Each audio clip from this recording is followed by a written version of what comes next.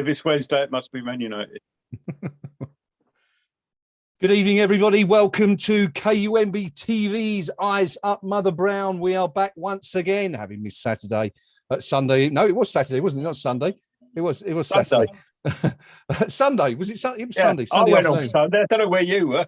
I don't know. I know where I was, but I couldn't possibly say. We're back anyway for the second game against Manchester United inside just over 3.5 days. And this time we're at Old Trafford. It's the Carabao Cup. What round are we in, Gnome? Second or third? Is it the third? We gave the second a body swerve because we're in Europe. Yeah, we're too good for the early rounds of these competitions these days. As you can see, I'm joined by my good friend and colleague, Gnome. Good evening, boss. How you doing? Good evening, sir. Good evening, everyone. Yeah, fine. It's been a long week already, and it's only Wednesday, but we'll plough on through. You've been out gallivanting, of course, this week, haven't you? You were just telling me. Do you want to tell our viewers what you've been up to in the last 24 hours? You dirty stop out? No, I will. No, I just went to a first gig in about 2 years last night. I went to see Steve Hackett at the London Palladium. Saw my lovely friend Sam, who I haven't seen her in about 2 years. Just mentioned her, and a bit poignant. My good mate Dave wasn't there. He was in. We got the tickets, and sadly didn't make the revised date. But it was nice to be out at a concert again, and quite how I used to do all the sort of really, really late nights when I used to go to the Marquee regularly and see bands, and then we used to blag our way at the Samaritz and then end up somewhere, usually not one's own home, but won't go to that, and still go to work at 7 a.m. How I used to do that with a skinful of ale inside me all those years ago, I'll never know, because I got home at the relatively early hour of about half midnight, and I'm shattered. I only had a Diet Coke. I was going to say, I can promise you our Gordon will not be full of a skinful of ale this evening, or at least I hope not. Maybe by the end of the evening things might be different if things pan out badly, but we're good for now. Anyway, we're gonna get you underway with the teams, and it is, of course, a much changed West Ham United side for tonight, as expected, and of course, as also expected, a much changed Manchester United team. Noam, do you want to take us through what we've got? Yeah, I'll start with us because that's the way I roll. And in goal, we have making his debut, Areola. Then in defence, we have Johnson, Dawson, Diop, and Fredericks. This is followed by Noble, Krul making his debut, Yarmolenko, Lanzini, Masuaku, his first start since coming back from injury, and Bowen. And on the bench, as I scroll down, we have Zuma, Soufal, Fornals, Vlasic, Ogbonna, Benrahma, and Randolph. And for the home side, we have, as I scroll back up to the top, they go with Henderson in goal, then Dalot, Lindelof, Bailly, Tellez, Matic, that's good, isn't it? Van der Beek, Sancho, Martial, and some guy called Lingard. I won't bother with their substitutes because I don't care. And tonight's referee is Mr. Jonathan Moss. There you go. As I was saying, two very much changed teams for this evening's tie. Is it worth asking where the big danger is from the opposition tonight, Noam, or do we know the answer to that one already?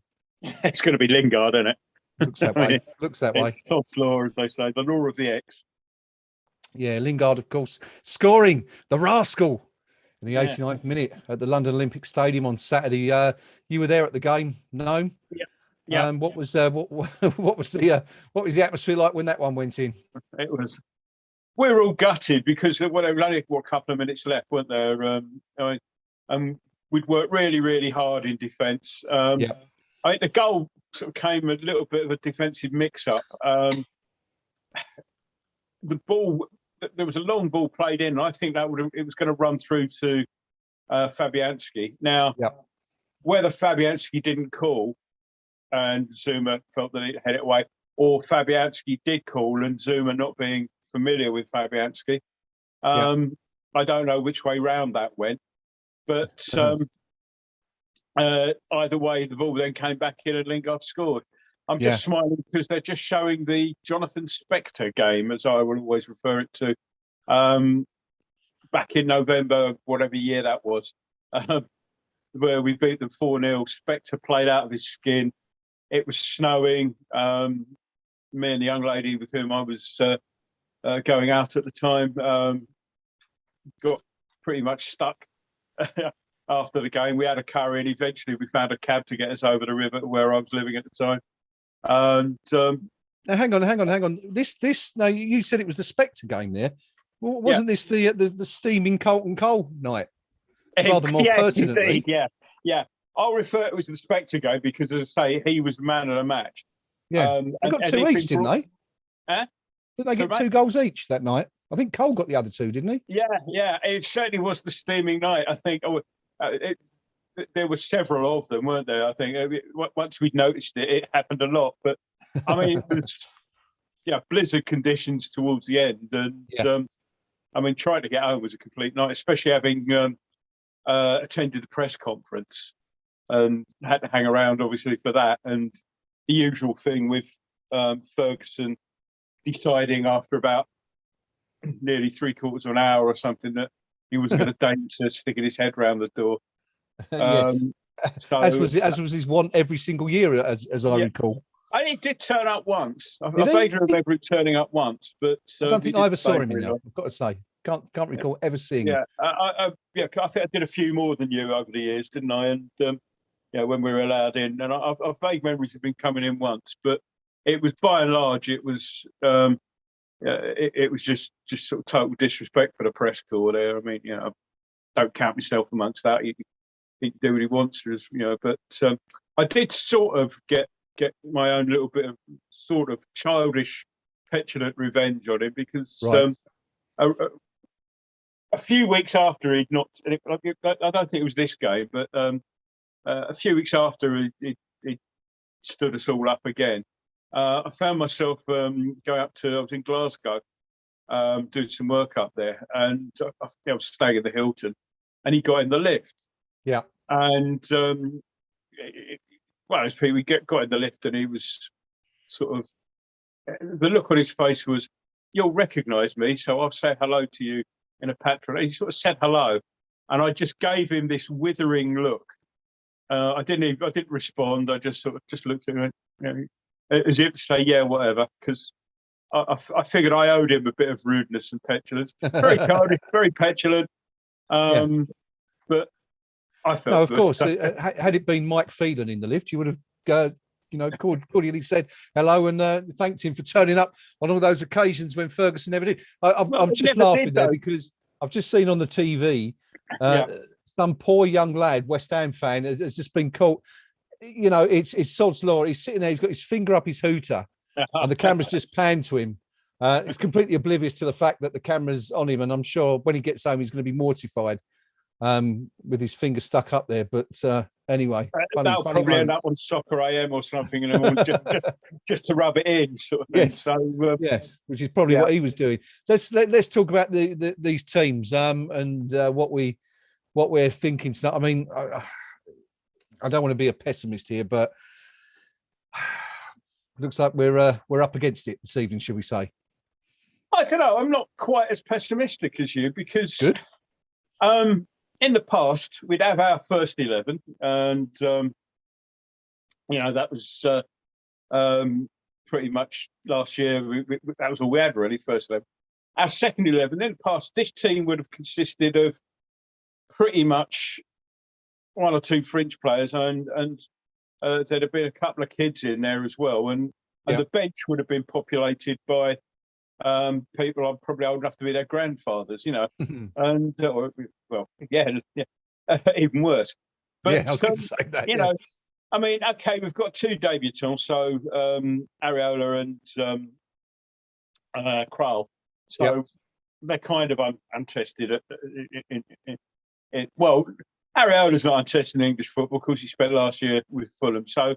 Yeah, I don't think we've got too much right. Kral is an unknown quantity. I'm looking forward to seeing him play, actually. We've not had the opportunity yet. So it'll be, there was a lot of concerns, wasn't there? People felt that he didn't have a particularly good Euros and kind of based a lot of their views on that. But You know, But it's then- going to be tough though, isn't it, with Noble as well? Yeah. But then again, of course, Noble might feel he's got a debt to pay after what happened on Sunday. I mean, we've got all that, and as I say, I mean, but I mean, I'm not going to read too much into how good or bad a Euros Kroll had. I mean, if you look at, I mean, Gary Breen springs to mind, but the English football's littered, not just us, littered with signings, people that of people who had good World Cups and good Euros and good tournaments, only to be found wanting when it came to the Premier League top flight level. I always remember. Do you remember the guy that Coventry signed, the American winger Kobe Jones? Indeed, I do. And one of the worst games I've ever seen at the Bowling was we lost 1-0 to Coventry one November, and Kobe Jones was sort of out on the wing, and it can only have been his third or fourth game of the season. It was, he had been a regular, but they brought him in, and the ball got played out to him on the right wing, and Julian Dix came in with a thundering tackle. I mean, totally fair, took the ball cleanly, but put everything into it. Now, I've never seen the blood drain from somebody's face as quick. Kobe Jones was treating that ball like it was a lump of plutonium. Yeah, like he'd been given it by some Russian secret agent or something. You know, he just didn't want to go near it. And that actually, he played another handful of games for Coventry, and but after that, just disappeared back. I think he ended up, I don't know where he ended up. He might go back to America, but you know, it's a say.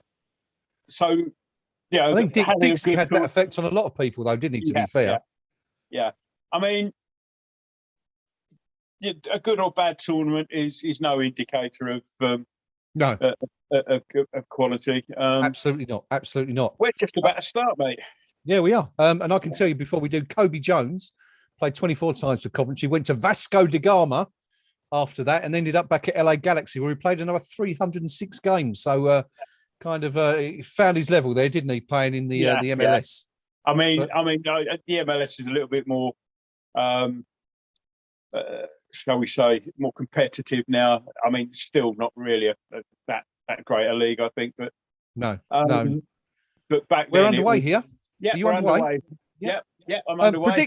Prediction quickly. We haven't done it yet. What are you going for? 2-1 to us. I was going to say after extra time, but apparently this year, the early rounds, there's no extra time. It's straight to penalties after 90. Right.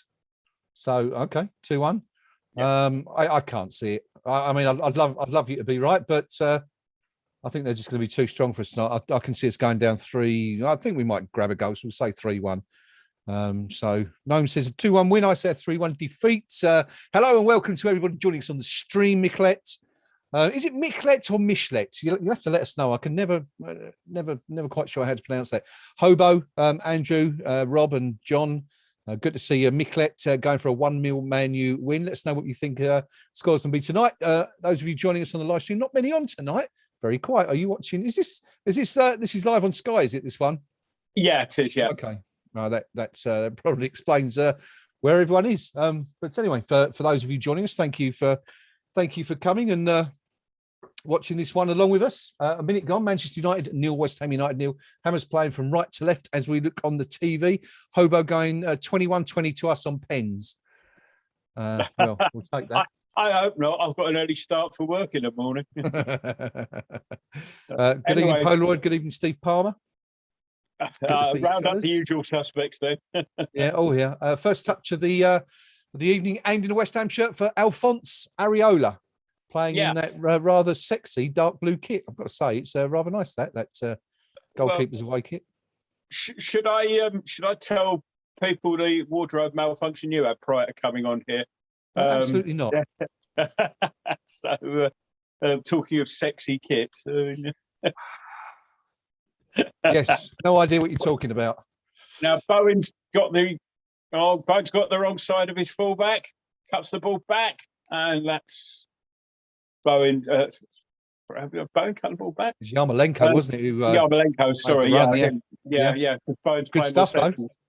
yeah, it's good stuff. Yeah, Yarmolenko did well to get goal side. Bowen took one touch, but basically screwed his shot just the wrong side of the post. So first shot of the day for West Ham, and we're keeping the ball quite well at the moment. I mean, I know it's only 2 minutes 40 in, but to say that we give the ball away, but the general principle still applies. Yeah, obviously a long way to go, but a decent Good start. start anyway, Yeah. without digging up any trees. Yeah, nice to see us on the front foot. Yeah. Here for a change. It certainly hasn't been that way over the years. I mean, was it last year? I think we just sat back, and it went to extra time, and eventually the pressure told, didn't it? It did. Was that last year? Yeah. 1-0, wasn't it? We'll be getting a blur into one now. Was it McTominay, wasn't it, who scored about 107 minutes in, wasn't it? Yeah.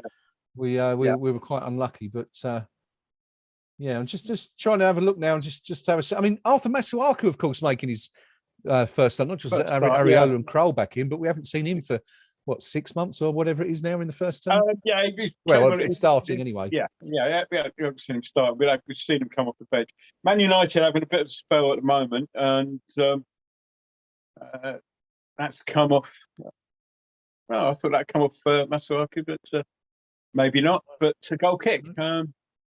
Just Matter. One Matter. I haven't seen him for ages. To be honest with you, I'd forgotten he was still up at Man U. Yeah, there's Matter and Matic playing. Yes, of course, yeah. You've got that sort of combination there. Yes. The sort of childish thing that appeals to sad people like me, little combinations like that, mathematic. Yeah. Van der Beek as well in that Man United team, another player who can't get a game for love nor money up there at the moment, but obviously given an opportunity to do something tonight. Yeah, again, I mean, similar to us, really. You've got to start for Yarmolenko, who, is a regular off the bench in the second half of matches. Now, Johnson going down the left, crosses block, but he gets another go. Headed away in defence. That's going to go out for another throw. Promising stuff from Johnson there, forming forward. Yes. I guess Masuaku. Yeah, I mean, Masuaku is going to be nominally playing in front of him, but he went past. Masuaku on the ball now. Another dangerous-looking cross in, but cleared. Oh, that's a loose ball, but it's back with Noble. Feigns to give it to Areola, and then dummies and goes the other way, and we're on the attack again. Well played, Noble. Johnson now. Johnson going down the wing, and Van der Beek gets a tackle in, goes out for a West Ham throw, and not happy. He's not happy about it at all. Yeah, shame. Throw it to West Ham, and we're just seeing a graphic coming up there of the most League Cup wins. Now, of course, this is a competition we've never won before. Come close once or twice, though. Yeah, obviously, we lost to West Brom on aggregate before it was at Wembley in the 60s. 66, wasn't it, that year? Wasn't that the year of the World Cup? Yeah, indeed, yeah. And also then, of course, the infamous Clive Thomas game and replay against Liverpool in 81. We'll come back to that. Bowen's chasing a ball down at the channel, keeps the ball in, looking for help now. Masuaku's with him, but he plays it inside. Ball dummied there by Kroll. Kroll plays it. Nice. Kroll's inside and gets the shot in, but it's blocked for a corner. Oh, what a chance. What a chance. Couple of chances there, really. Lanzini didn't quite get enough on his shot, but the rebound was good. That all stemmed from a lot of hard work from Bowen. Kroll dummies, squares it to Lanzini, whose shot is pretty poor, actually, but the rebound comes to Kroll in space, and the defender just got across to block it out. Snatched it a little bit, didn't he? It was a really good chance, actually. Yeah, first corner of the game, Noble takes, comes out to Masuaku at the edge of the box. Johnson now feeds it back out to Noble out wide. Noble and Johnson combining. Johnson plays it down the line to Kroll. Kroll holds off the defender there. plays it inside to Noble, plays it into the box.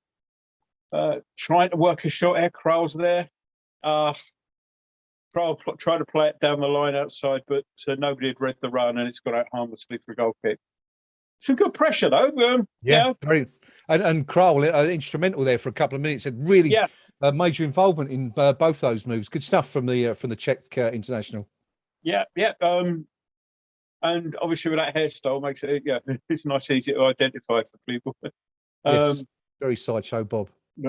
Again, we're winning the ball back. We're keeping Man United pinned in. We've won the ball back. We're keeping it in midfield at the moment. And Frederick Dawson, Dad Dawson plays it wide out right. And Yarmolenko's on it now. Looking for help. Plays it nicely at Kral. Plays it out wide to Lanzini. Just trying to work. Lanzini goes past his men nicely. Gets to the byline, cuts it back, and it's 1-0. Yes, what a fine goal, Lanzini. And that was. I mean, it's been coming. Yeah. This is not. Well, it's been all West Ham. Great stuff. What a start! Now Fredericks is looking a little bit as if he might have been caught there, but that's great work from Fredericks. I kept saying Lanzini because of basically the beard, but what he's done. Again involved. Yeah, he's gone between two Man United defenders, pulled it back, and then gone. He seems to have pulled up as he's running behind the goal. I mean, this is a very good goal. Fredericks superb there. Played it very well. The cutback got a slight deflection, but Lanzini's in the perfect place to cope with it. Look again.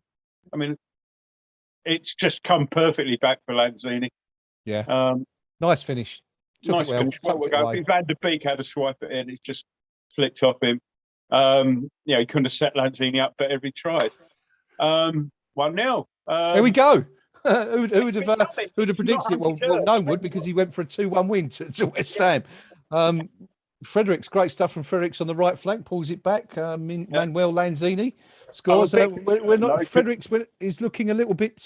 He's receiving treatment at the moment, but he looks a little bit unhappy to me, and he's been ordered off the pitch for treatment by the looks of it. Jonathan Moss telling Fredericks he's got to go off, and saying that he's on his feet, he's running. He doesn't look. He's trotting along, but he doesn't look happy. Trotting, that's the word. Yes, not exactly cantering. He's trotting, I'd say. But there are discussions going on the bench there at the moment. David Moyes is trying to work out exactly. So we're down to 10 men at the moment, but 1-0 up, and deservedly so. We do, of course, have Vladimir Sufo on the bench. So if we need to remove Fredericks, we do have a like-for-like sub available. Yeah. So that's good. But what a start for the Hammers. Manchester United 0, West Ham United 1. Manuel Lanzini, 9 minutes. Come on, you Irons. Yeah. As I say, well deserved. Now we just started again. Obviously, Man United pushing forward, and but West Ham looking very compact in defence and midfield at the moment. Yeah. And this is the sort of thing. I mean, they've just tried to feed it. They've got a little bit frustrated. Man United tried to feed it between lines, and of course, Kral sticks a leg out, and it's all the way back on the halfway line. But I'm very encouraged by this start so far. 11 minutes gone. I think it's fair to say that Manchester United. We're just seeing the ball come in, but Sancho's looking to shoot. Is he being tugged there? He's claiming penalty. Sorry, it's Lingard claiming that he was tugged by Noble. Jonathan Moss having none of it. The portly figure of Jonathan Moss does not look interested. No. Let's face it. I mean, they're not averse to the odd dive, are they? Well, if you give things as a dive as your default position, more often than not, like with Liverpool, you're going to be right. They're just going to show it again now. Let's have a look. Yeah, Moss and having a word with Lingard he's had a little tug, hasn't he? But is that enough for him to go over? Bearing in mind that he's got a hand on his shirt, I suppose so. But he's felt the tug on his shirt and thrown himself back. I think the immortal phrase "I've seen them given" applies in those circumstances. Yeah, true. Alphonse Areola's come out for the ball. He's not got it, and it's played across, and that's an incredible save. I think Areola's tipped that away there. I think Mata that was going in. That's a great piece of goalkeeping. Yeah. And the ball's puffed out for a throw in. Yeah, Now, let's have a look at that again. say he's getting all the plaudits. That was a fantastic save. I think that was going in, wasn't it? I mean, it looked to me like it was dipping under the bar. Again, Areola comes, doesn't get it. The ball comes all the way back out to corner. I presume he's. Let's have a look at that again. I think that's going in. I think that's coming off the underside of the crossbar. It's certainly not going over the bar. He's got a touch on it. I think it hits the bar, doesn't it? But I think he's got a touch on it to I think push it up on the bar. It's a great save, anyway. Wonderful. So, yeah, as you might expect, 1-0 down. Manchester United are pressing with intent now. It's as I say, it's taken goal, I think, to wake them up a little bit. But a little bit worrying at corner there from the first effort for Areola.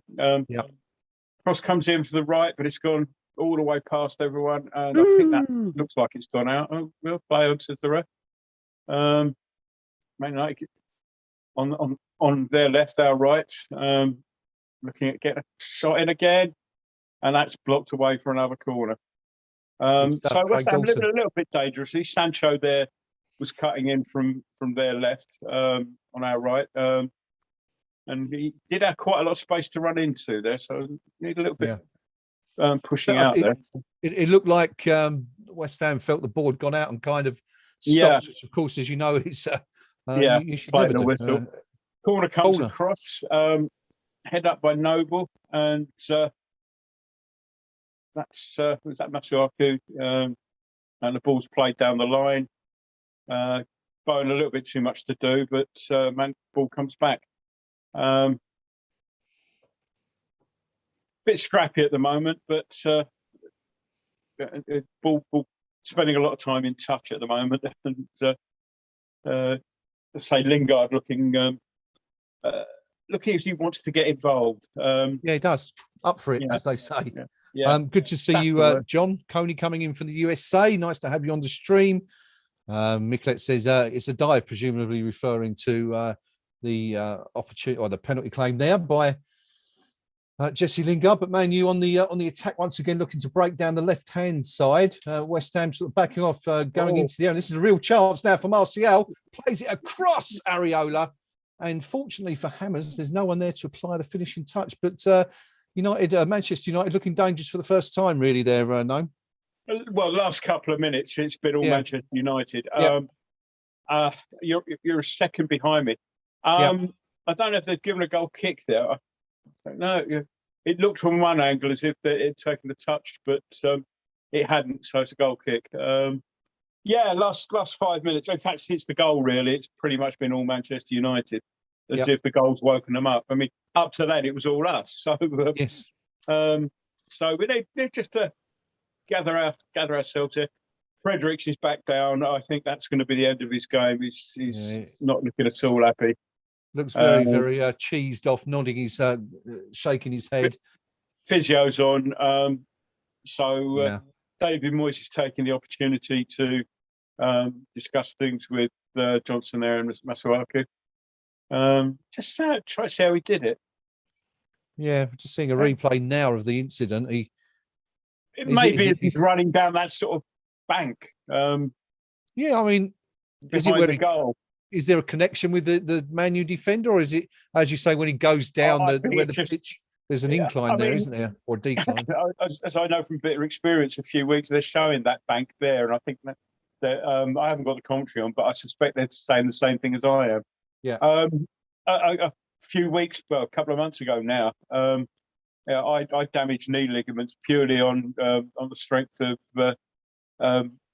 misjudging a pavement in a car park. You know, our car park pavements can be a bit higher, and when you put your foot down and the floor isn't there, I just landed awkwardly, and next thing I know, I'm on crutches and A&E waiting for an X-ray. So Stufal is on for Fredericks anyway. So like for like change for the Hammers. Fortunately, we're one of those suffering by the change. Hope Fredericks is all right. We wish him well, of course. It's a real shame that. So the West Ham, for those of you that are joining us late, the West Ham subs, 7 of them tonight. One of them, of course, Sufal on. Darren Randolph, a rare appearance in the matchday squad for him this season. Kurt Zuma, Angelo Ogbonna, Pablo Fornals, Nico Vlasic, and Said Benrahma. Pretty strong bench, all things considered. Yeah. As you said, as you pointed out at the top, no youngsters under 23s in there tonight. It really is a squad of first team players. So that bodes well. I mean, it gives David Moyes options at least, doesn't it? If required later on in the game. Yeah, but yeah, I mean, Manchester. Go on, I'm sorry. Yeah, no, we've won the ball back in midfield. Krul tries to take it past the player, but loses it. But Bowen keeps it alive. A little bit slow on the ball, but we've got it back again. Now it's out on the right hand side. Yarmolenko trying to trick his ways. Now got Sufal there. Yarmolenko he doesn't keep it in. Bit of a wasted position there. Loose ball, and so we lost that. But I guess Sufal's a bit like the cricketer who's watched the middle order collapse and had to come on long before he thought he'd be required a little bit. So hopefully he can warm up fairly quickly out there anyway. But good stuff so far, West Ham winning 1-0 here at Old Trafford. No complaints at all. Really strong start. Alex Krul looking really good actually in midfield. I think he's been very busy, isn't he? And Sufal on for the Hammers is that early change. Now, of course, wasn't it not last year at Old Trafford we had was it Ogbonna got injured here, didn't he? And didn't we make loads of substitutions that night? There was a slew of concussion substitution. I think by the end of the game, I think there were only about 4 players left on the pitch that started it, or something stupid. And maybe a gross over. Now I'm just trying to work out what's happened here because Yarmolenko's down on the floor. One thing I was going to say is that when we're losing the ball, Bowen is working incredibly hard up front, coming back to win it back. Just having a look now, and now Noble's gone in on. Sure, he's marking out. Mata, yeah. The referee gives the foul. Mata's gone down, and Yarmolenko's gone and tripped over Mata and landed awkwardly. So he's up and running anyway. I think he just one of those little jars that you can quite easily run off. Now, Man United play a longer ball, and they've got the ball, worked it on the edge of the box. It's out on our right-hand side. Some nice interplay there, but Dawson does very well there. Well done. Well done. Yeah. Blocks the ball into the path of Lingard, who can't stop it from going out.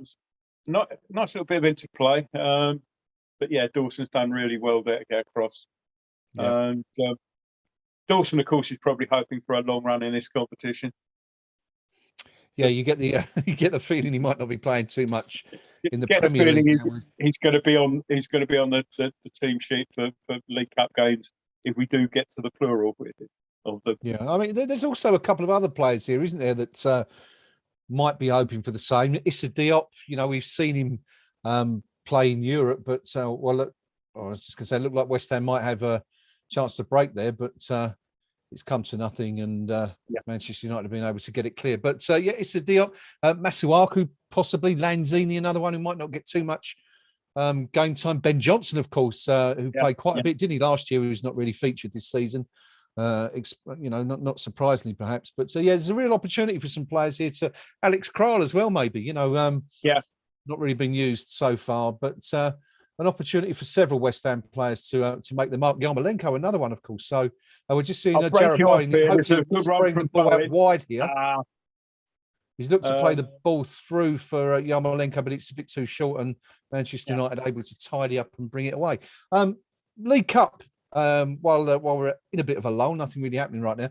Of course, we have got to a couple of finals, but we've had a couple of semi-final appearances as well, haven't we, over the years? And of course, I guess the most notable one would be, I think it was it 72, 71, 72, when Bobby Moore, of course, famously saved a penalty, went in goal for, was it Ferguson who had to come off? Yeah, Ferguson basically came out at, I can't remember the Stoke player's feet, and got a thoroughly good kicky in the head. Yeah. I'll break off here. Ball played down the line to Masuaku, who's been given offside anyway. So, Bobby Ferguson, bless him, didn't know what year it was, let alone where he was. the normal goalkeeping we didn't have a substitute goalkeeper, but the normal standing keeper back then was Clyde Best. And Clyde Best, on his own admission, I hasten to add, unless anyone think I'm having a dig, but Clyde Best was just too nervous. He said he went up to Bobby Moore and said, "I can't do this. Yeah, I really can't do this." And we've won the ball back in midfield, and again we look sort of promising when we try to break forward, but it's come down a bit, and we're just playing it around the back again now. Yeah, that's fine. No, that's what we need, isn't it? After you know that little bit of sustained pressure for the home side. Your starter for 10, Gnome. Who was the penalty taker for Stoke that night? I can't remember. I should know this, but I can tell you who gave away the penalty for us. So I think it was John McDowell, wasn't it? Lost the ball sort of on the edge of the box, and then just sided the guy down. Yeah, there wasn't really any question about it. The penalty taker was Mike Bernard. Bernard, that's it, yeah. And Bobby Moore, of course, famously saved it, and then Bernard smashed it home on the rebound, unfortunately. And West Ham really should have been at Wembley that year, but I think we won the first leg, didn't we? It went to 2 more replays, didn't it? I think. And then we lost, didn't we, at home? And and it went to the second replay. And of course, we lost another one, which goes back to what we were saying earlier on. We were talking about the quarter-final tie between West Ham United and Manchester United when Jonathan Spector and Carlton Cole scored 2 each. I think it was that year, wasn't it? We played Birmingham, and we just fell apart, didn't we, in the second leg up at St Andrews. And given that I think we were 1-0 up as well as St Andrews. We were. So a shot from 35 yards out just goes sailing harmlessly over from Man United. Yeah, Carlton Cole scored a peach of a goal, and then it all went pear-shaped. Who was the lad? The Nigerian lad got sent off in the Victor Obinna. Yeah. And these sort of margins and consistencies. There was a Birmingham player did exactly the same thing in the second leg, and just got a yellow. And you think, well, if they'd been down to 10, it might have been a bit more even. But it was a horrible night. That was. Wasn't was Bowyer playing for them then? They had the giant Croat, didn't they? Was his name Zigic? Was it? Yeah. 6'6" or whatever he was. Yeah. But just remember that the ever wonderful West Midlands police, when we were walking away from the ground, they had a sort of line of police transit vans separating the sort of two things, which just came to an end. Yeah. And there was nothing at the end to stop people at the end, but there was all sorts of stuff being thrown over the top of the vans, and a polite inquiry as to whether or not the police would actually like to earn some of their salary by doing something about it was met with a 2-word response, the second of which was off, which coming from the police is not very helpful. I've always wondered who's worst. Is it West Midlands or West Yorkshire? Thanks, buddy. 1-0. They've all got their bad points. I do know. I do remember of somebody I went to college with who just cut off here as balls cut out. Nice turn from Lanzini, but doesn't quite get around his player, and Man United go on the attack again. Nice ball chipped in, but that's far too deep for everyone. Sancho keeps it alive, plays it back. Now looking at way across. Good shot from outside the box from Lingard. Down to his right, Areola turns it around the post. Good shot, good save. Yep, 2 good saves now from Areola. He's thanks. What am I, buddy? Thank you for those. Looking good so far. It needs to be, but another corner for Manchester United coming up. Here we are in the 27th minute. West Ham United leading. They had that spell just after the goal, and then since they're not an awful lot, but corner comes across again, headed to the edge of the box. Man United queue up at the edge of the box. It's now out. Lingard plays it out to the ball comes in again, and Man United player wins it, but it's harmlessly high and wide. I'm saying that they had that spell just after the goal, a good 10 minutes of quite concerted pressure, but since then it's eased off a bit, and that was their first proper attack for a few minutes. So Yeah, I think it's about 11 minutes since they've Yeah. really tested us. That Martial shot that kind of dribbled across the 6-yard box, but Yeah. nearly half an hour gone, and the Hammer's looking good so far. 1-0 up here at Old Trafford. Yeah. Sorry, just seeing if Yarmolenko was going to get that. He didn't. So ball back again with Manchester United, who can rebuild. That's all decent interception, but it just plays the ball back to Lingard, and Man United are on attack. Lingard's been clipped there by Noble. Noble's not too happy with the decision, and tells Moss so. Let's have a look at it again. Yeah, just clips him. I don't think you can have too many complaints about it. No question. Yeah, I mean, Lingard hurdled it, but went down. But there was nothing that for it to be a free kick. So Noble organising the defensive wall there. And they've got Sancho. Hi's to Steve. Good to see you, buddy. Hope everything's well with you. I'm just waiting for this Manchester United free kick. It's Mata and Sancho lining up. Lanzini's doing the draft excluder role. I'm not sure he's tall enough to do that job, is he? They put the shortest man on the pitch down there. I just see the shot coming, it's blocked, and Diop heads it out, and West Ham burst out. The pressure relief. Manchester United still in possession. The ball played out onto the right-hand side. Ben Johnson gallops backwards to get back in line. Van der Beek has the ball on the left, plays it out wide to the left, and West Ham standing strong at the moment. No space for Manchester United to exploit currently. West Ham holding their lines very well. The ball's crossed in from the left-hand side. It's Craig Dawson with a thunderous header out. The Manchester United still have the ball. Arthur Masuaku looks to win it back, but Jesse Lingard keeps the ball. He beats Ben Johnson, but Masuaku wins the ball. But Manchester United still have possession. Mata tackled by Noble. Mata looking for a free kick. No free kick, says Moss. The shot eventually comes in, and it's comfortably wide. Decent bit of defending from West Ham, not really giving up any space to our opponents. Yeah, Matters on his way. Matters on his way down. Yeah, before there's any contact, and that's precisely, this is what irritates me. It's a dive. They've told referees that if that sort of what they've called streetwise things should no longer be given as free kicks and penalties. Quite rightly so, because they never should have been in the first place. But the thing is that if you're trying to instigate the contact like that, it's simulation. You're due a yellow card. Never happens, though, does it? Never happens. They're doing half. It's only if you're Lanzini a few years ago, but yes, it's only doing half the job. And it's focusing on Dawson, who's not having a bad game. He's sort of got on the end of most crosses and cleared, and so yeah, he's done a good job so far. I think we're playing well. I mean, we've kind of had our fits and starts, haven't we? Really strong opening 10 minutes. Sort of from around the 17th to 25th minute, we sort of got our foot on the ball a bit more. But it's a decent performance so far. I'm surprised. I think Masuaku's been a bit quiet so far. I think he's concentrating more on his defensive role at the moment. We're just seeing him now actually do a good job covering Ben Johnson, blocking the cross from exactly Delort. What I was about to say. He's doing it.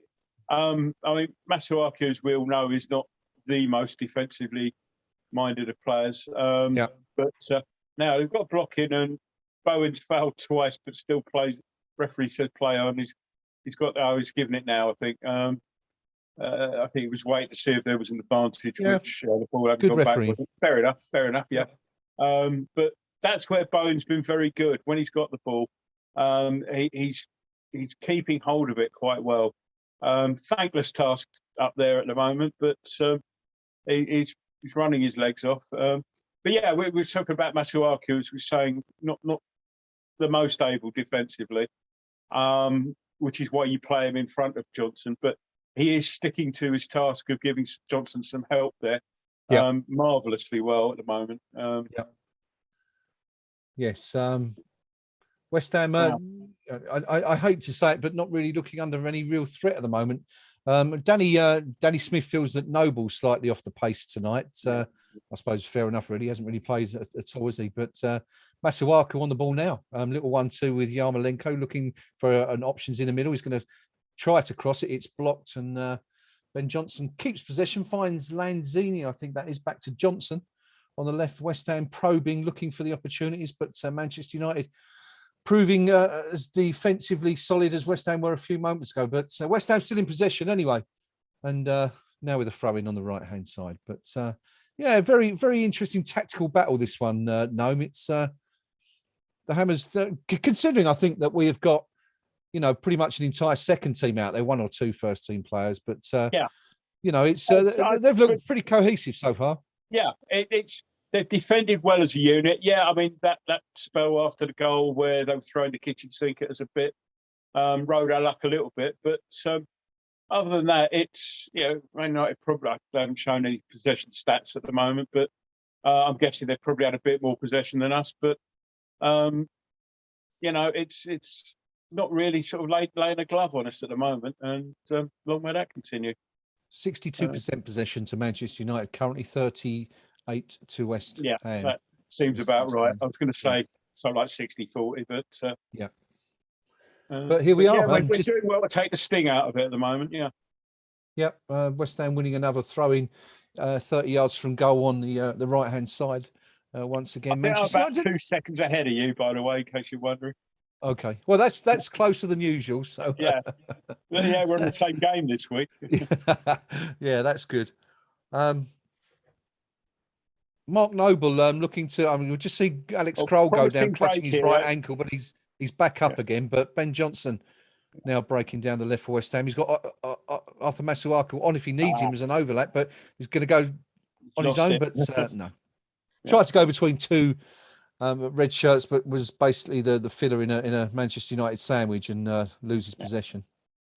Fair play to him, though. He did do the hard running back as Noble puts the ball into touch to stop any further break there. But great tackle. It just ran into a bit of traffic, didn't he? And Masuaku should have been fed a bit earlier than when he tried to do it, and it all broke down there. But promising break as well, though, because we moved the ball from central position in our own half to the space on our left quite well there, and I think that's where we might profit as Kroll gets beaten and make sure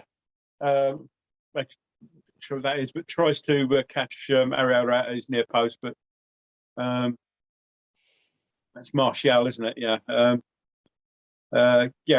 Breaks it in the box and just tries an early shot, but Ariel is always you're never going to beat him with one of those. So one thing I did notice there that'd be interesting just to keep an eye on that. Andre Yarmolenko, I haven't seen a lot of him so far tonight, but he's doing an incredible amount of work defensively. There was a moment there where Vladimir Soufal moved forward, and in the past, Yarmolenko might have stopped running, but he continued running back, and there was almost like a reverse overlap, if you like, where Soufal went forward towards the ball, and Yarmolenko carried on running and closed down his player, meaning that there was no pass on for Manchester United, meaning that Martial could only go directly to goal. So good stuff all round from the Hammers, really. And good to see Yarmolenko. He's quite often accused of not really grafting, isn't he? So that was good. He's putting some miles. Yeah, or kilometres or whatever they have abroad these days. This afternoon, that'll be stopped. As I've mentioned earlier on, the somewhat portly figure of John Moss, Manchester United found it impossible to pass the ball round him. And the gravitational pull pulled it into him. So he's looking a bit tubby there, isn't he? I mean, we're not exactly ones to talk, but but there again, we're not being paid a referee. Now, Kroll's won the ball here and sells Yarmolenko a little bit short with that ball, and it's still come to nothing there. But that's a bit of a shame, really, because promising there, but the ball out wide needed to be better, and left Yarmolenko with nowhere to go on that. So Man United now bring the ball, goes down the line to Van der Beek, and I think I'm not sure if that's Soufal or Dawson, but it seems to come off Van der Beek for a West Ham throw, I think. Yeah, Dawson now on his haunches. Dawson's on his haunches. He's picked up a knock there, but he's kind of hard as nails, isn't he? I mean, it's yeah, it will take a little bit more than that to get him off the pitch, and plays continuing. Fallen halfway line. Nice little shot there, Noam, of the some of the players who aren't actually in the squad tonight, but they've still travelled with the team. Good to see that. Not something we've seen. Yeah, every although year. are they coming back home tonight before Saturday? Of course. Yeah, true. They're Oh, only over the Areola, why did M62. you do that? Hang on. Oh, Oh, well, there was a cross. Areola decided to punch. well Not done, sure that Arthur. was necessary, but it's all come to nothing, thankfully. Now, ball played down the line. Bowen got the wrong side of his marker, but it's been put out for a throw. He let his marker get back. That was an interesting decision. He's making the signal as if to say he didn't get a call or something. But I mean, he punched it, but it went straight to the edge of the box. Let's have a look again. Yeah, not ideal. The shades I mean, of that's a catch, Roberto. isn't it? Yeah, That was of course a it is, catch. easy. Now, Bowen in the box. Plays Lanzini. Lanzini squares the ball. Lovely ball from Yarmolenko. Oh! That should have been two. Oh, That should have been two. Oh, there's an offside flag in the middle of it anyway. Shame. It was a lovely move. Just shows what we can do if we're thinking about it. See who's offside. Great stuff. Lanzini plays the ball. Yarmolenko, lovely little chip, but he's not offside. But Bowen is there. Yeah.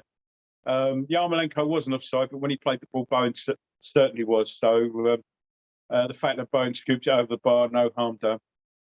West Ham put the ball out as Man United player down, and Sancho, who seems to be in some considerable discomfort. See what happened. We were there. just talking about Arthur Masuaku a few moments ago. Dawson's caught him on the heel there. Oh yeah, I don't think there's anything accidental. malicious in that. I think just as That's, he put his foot down, he caught him. The move just a few moments ago prior to that all started by that wonderful ball down the line by Arthur Masuaku again. So Yes. definitely having an influence at the other end of the pitch as well, but defending for his life so far. But yeah, I think accidental that wasn't it from Dawson. Certainly not intended. Just as he applied his foot, it had to be where Sancho was. It's definitely nothing malicious in that. Doesn't make it any less painful for the recipient, of course. But anyway, he's up and he's all happy now. So Areola clears long and it's been headed out for throw to West Ham on our right-hand side. 40 minutes gone. Manchester United 0, West Ham United 1. The Hammers leading through that early goal. Just 9 minutes, actually. Manuel Lanzini. Can we get another one before half-time? Let's hope so. Yeah. Well, I'd settle for going in 1 up, to be honest. 2 would be really brilliant. Now, Noble fails to get a challenge in, so the ball's been played. It's been spread from right to left, and that's right. Mata ball's played in, and that's great defensive header there. I think from Noble. Ball's still in there, and it's finally cleared long. And Bowen, as ever, the willing chaser, doesn't get there, but he keeps Man United defence honest, and that's hard work. Sort of personified that. Yeah, you're trying to hide enough and you run, but by doing that, you make them play it. You don't give them time to rest on the ball. Another cross in from the right, and that's a good clearance there from Fredericks. Diop. The battle of the 20s. This is next door neighbour, 24, 23. Man United still fair bit of possession, but it's still sort of fairly deep in midfield as they're looking for the opening. That's a good ball into Sancho, and again they're queuing up at the edge, but they can't quite find their way through. Lingard is playing there, and Matic. Lots of little triangles on the edge of the box, but don't dive in there, Mark. Noble dives in, and Van der Beek easily evades the challenge, and his shot easily evades the goal. That's Um, reminded me, I mean, we're going back even really before my time, but there was the famous England-Hungary game where we lost 6-3. And Yeah. Billy Wright went sliding in to a tackle like that, was memorably described by a commentator of the time as like a fireman rushing to the wrong fire. Probably tripped over them long shorts he was wearing, didn't he? Yeah. But I can't remember. I'd love to remember who said that. It was some famous commentator, writer of the Journal of the Day, anyway.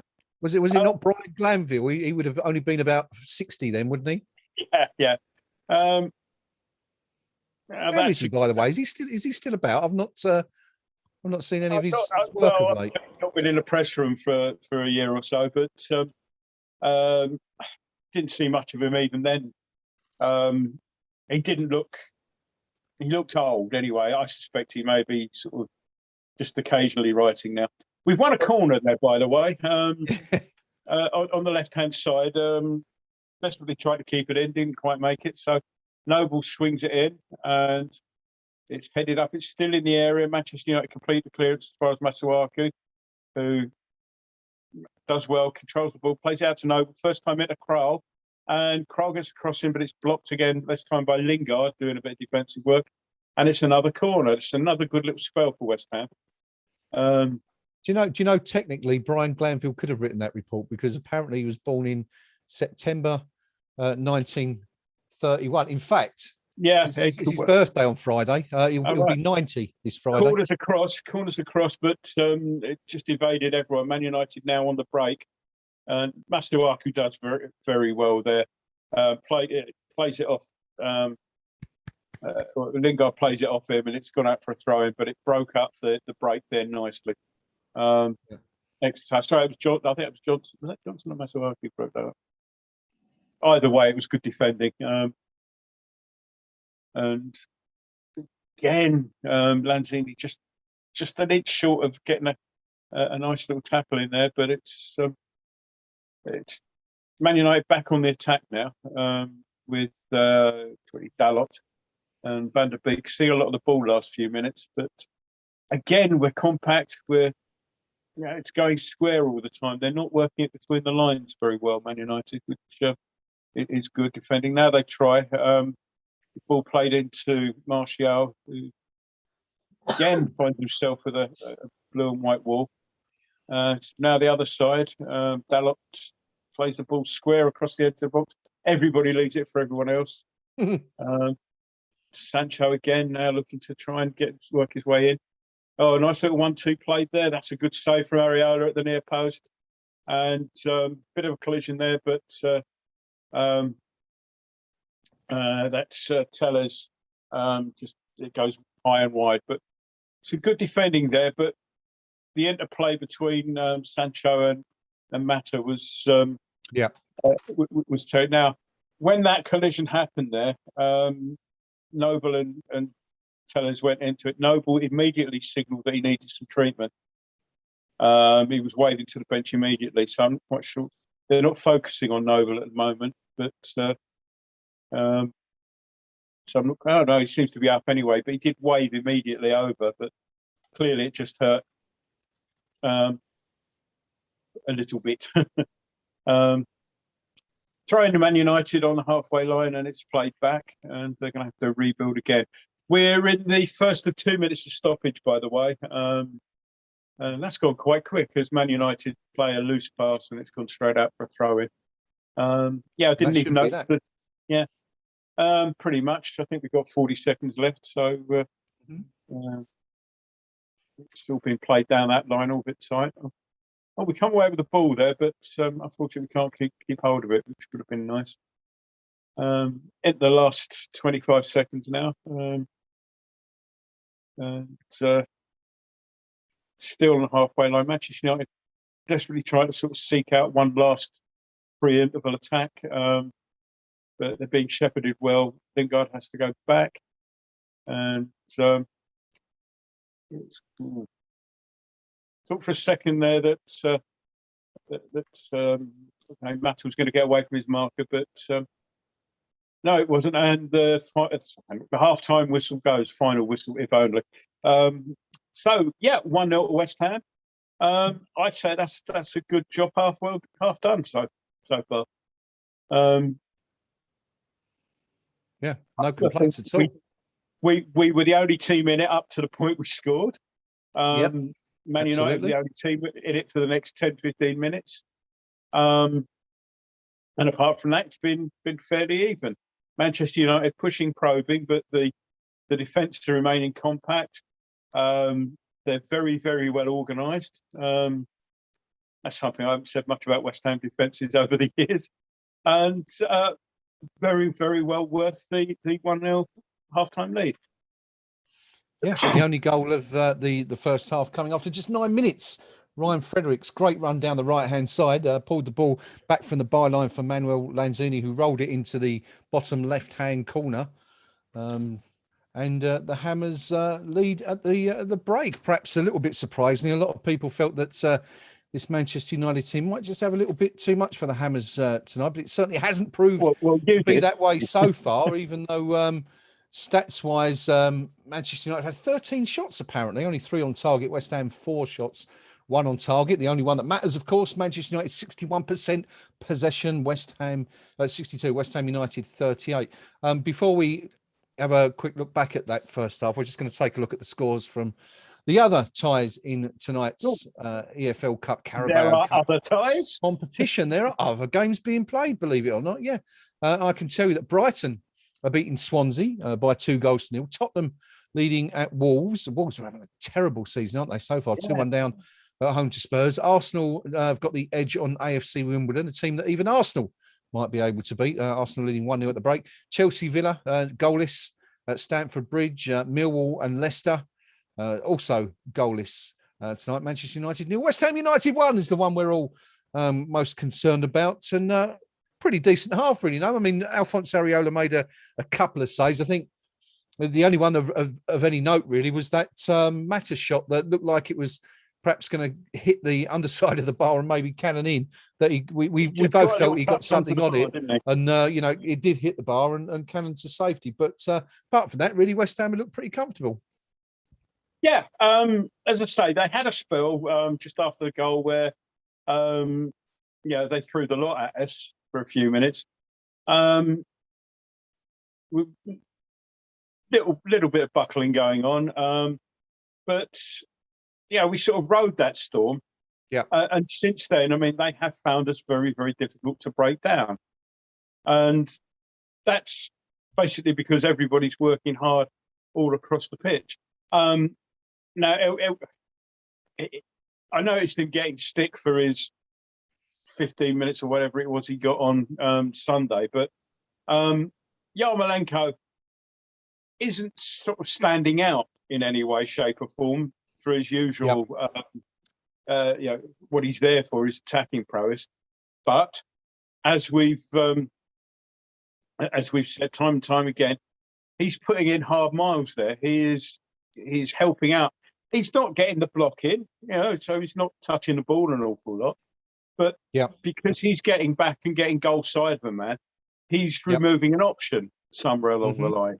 And, indeed, that's unsung work. Bowen is, I mean, again, not showing much as an attacking thing, but on an attacking front. But the way he's, he's got that central role, and because of the way we're set up, we're effectively playing just the one up front, really. And he's chasing. There's no lost causes. We won a corner because he put somebody under pressure there the last few minutes. It's a lot of hard work. It's a thankless task because unless you people like me and you're looking for this sort of thing, nobody's really going to notice it until afterwards. They think, in retrospect, I think he's had a good game there, but he's put in a lot of hard work. Midfielder worked very, very hard. Krul has shown some good touches sporadically, particularly in attack when we were having chances early on. He was involved a lot. He's settled down again because of the way the game's going into something of a more defensive role. Um, Masuaku's helping out Johnson out on that side brilliantly. So, you know, It's all good. It's all yeah, good. I was going to ask you actually about the two new boys, Kral and Areola. I think you've summed up Kral's first half performance there pretty well. I mean, he was quite influential in a couple of early moves, and has been busy anyway, involved with quite a lot. What about Alphonse Areola? You know, we've seen almost a bit of a Roberto-esque flapping at times, but two or three very, very strong saves. Yeah, I mean, he's done well at stopping the shots. I'm a little bit concerned at a couple of things that have happened with crosses. That save where we think he got the touch onto the bar. Yeah. I mean, yeah, that was a good save, but again, that stemmed from the fact that he came for and didn't get anywhere near a cross. Of course. Later on, there was another cross where he sort of did a spectacular punch, and it really looked easier to actually catch it. They're just showing the Manchester United penalty claim. Noble has got a small handful of shorts, which, yeah, I mean, I can see those, as you said, I can see those given. The only thing was that Lingard exaggerated the fall to the extent that made it look like not a foul. I mean, the second you grab a shirt, it's a free kick, irrespective of the fall, shall we say? Yeah. So let's talk about Mark Noble, because I mean we've just seen that replayed there. It's a silly thing to do in the circumstances, but one or two of the guys on the live chat, and hello to anyone who's joining us at halftime. Good to see a couple of guys pointing out that Noble's been off the pace, looks slow, and looked like he hasn't played for a while, which of course is correct. But possibly the weak link in the West Ham team so far tonight. Yeah, I mean, bless him. He's always sort of heart is always on his sleeve, and we all know he's retiring at the end of the year, and I think it'd be the first to say it from he's earned a decent retirement and all that. He does look maybe I wouldn't say a yard off the pace, but he always seems to be arriving about a foot later, if you like. Yeah. Well, we've seen two or three of those, haven't we, on the edge of the box? Conceded one free kick there. There was another one, Mata, wasn't it, where the referee, Jonathan Moss, waved play on. I know you felt that Mata was over-egging it a little bit, but, the penalty claim, he's getting caught out. And this is something that, you look throughout his career, he's done it time and time again in those situations. And I guess if you get to 33 and you're still doing it, the chances are you're not going to learn from your mistakes. So a little bit of a liability, perhaps. I mean, that's maybe a bit unfair on Mark, but definitely the player that's offering least being a liability, but maybe not as much of an asset. Let's put it that way. All right, fair enough. put it in a balance sheet terms. You've not gone up the debit side yet, but all right, we'll take that. I mean, you mentioned the Mata shout for for a free kick. I think it was a free kick, wasn't it, from the penalty? But and it was one of those ones that there's a leg there, so I'm gonna go over it and make sure there's contact, so that and the referee has a decision to make. Now, as I say, they've been told that those situations, contact is not enough. It's got to be, the contact has got to be enough to make a player go down. That's always been the law. It's just for years there've been pundits, notably supporting certain clubs, who said, "Oh, if there's contact, he's got the right to go down," and it's kind of become accepted, even though that's not the law at all. But finally, somebody's turned around and said, no, that's not the case. If there's contact, it's a contact sport. Who instigated the contact, and was it enough to make them go down? I've got to say, though, I disagree with you. I think Mata had a claim. I think Noble did have a piece of him. Maybe it wasn't quite enough to convince Moss, but I think, it's just, he's been. I think he's just a little bit slow, isn't he? That first half, he's really got to pick up. But I guess the thing is, if you look at the options we've got on the bench, No Declan Rice tonight. No Thomas Souček, both rested for this one. And we haven't really got any other alternatives in there. You know, if you take Noble off, you're looking at maybe Lanzini slipping into that role and perhaps Fornals coming in, or Vlasic. You know, they're the two real midfielders that we've got, or who could potentially play in that position. So not a lot of options if Noble was to. But, you know, I mean, there's a long way to go yet. I think it's a bit early to start talking about who we're going to be substituting. But good half. I mean, and also talking about hard work, as you mentioned, Yarmolenko's been putting in some real miles so far, or kilometres. Jarrod Bowen, special word for our sole man up front, worked like a Trojan so far tonight. Hasn't seen an awful lot of the ball, but been closing down Manchester United defensively, limiting their options time and time again. Really, really working hard out there for the Hammers. Yeah, if you close down the player on the ball, he might have two options. If you close him down from one direction, you reduce the options. You keep them honest, and you might win the ball, but you keep doing that. And at some stage, there'll be just one little loose touch, a misplaced pass you can get on the end of. But the point is that all that work up front just makes the work that the players have got to do behind him just that little bit easier. Yeah. Because it's not going to. If you're stood right in front of somebody, it's not going to come forward from that, and they've got to try another angle. So you can regroup behind it. As I say, I mean, I think he's the work he's doing is phenomenal, and long may it continue. But talking about that I mean, I'm going to disagree again on that shout. When you look at is it Mata? I forget we talked about. He's almost horizontal by the time there's any contact at all. So it's not the contact that will have made him go down. It's him going down makes the contact. It's one way of looking at it, I suppose. Yeah. And if he's instigating the contact, then it's no free kick. Gonna take a quick look at the forums now, just to see what everyone's saying from both sides. Do you want to do KUMB? No, and I'll do. Red Cafe, Manchester United. They're not that happy over in Surrey and Singapore right now. Red Devil Roshi posting on redcafe.net says, how Moss doesn't see that bottle of Mark Noble. They don't like Mark Noble, do they? How Moss doesn't see that bottle of Mark Noble holding back Jesse Lingard's shirt and shorts, or shorts it could be. It's just completely impossible to understand when the clown himself is literally staring right at it. It's a Stonewall penalty. It was a bloody Stonewall penalty, according to you lot, when Ronaldo went down over Zuma, of course, let's not forget, on Sunday, until you saw the replay and saw what a diving, cheating, simulating so-and-so he really is. The white Pele saying, I'm not that worried.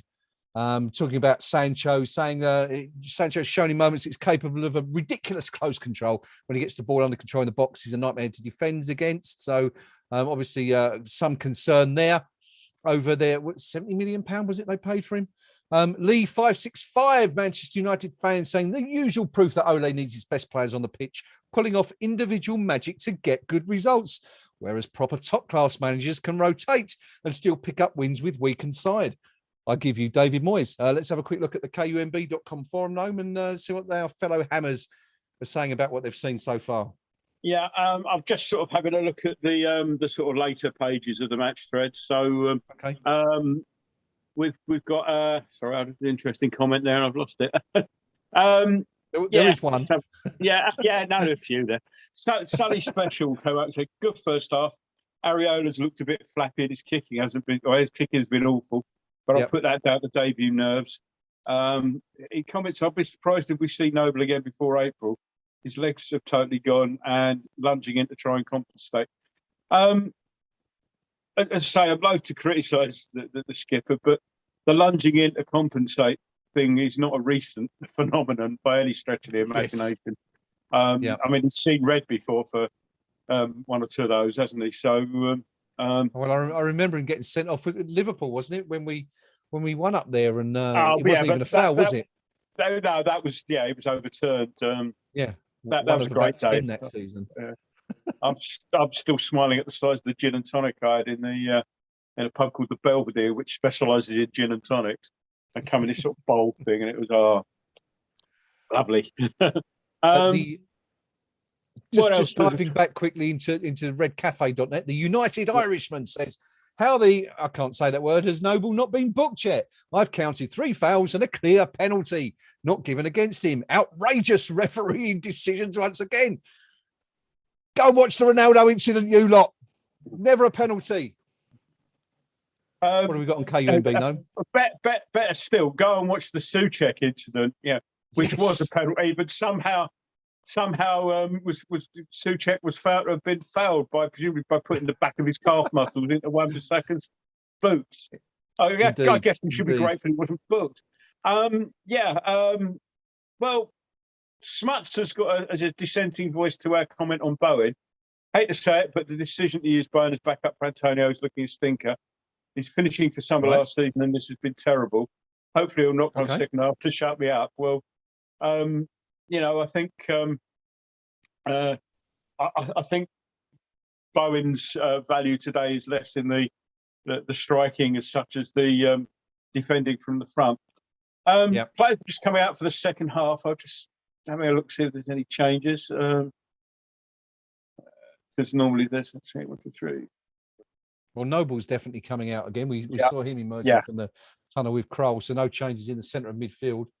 Doesn't look like there's any more. West Ham, of course, forced into 1 substitution already. Ryan Fredericks coming off for Vladimir Soufal after looked like he went down on that bank, didn't it, behind the goal after those banks. Whenever because invariably you're put behind goal away matches. And those banks always look very, very steep to me where they've got them.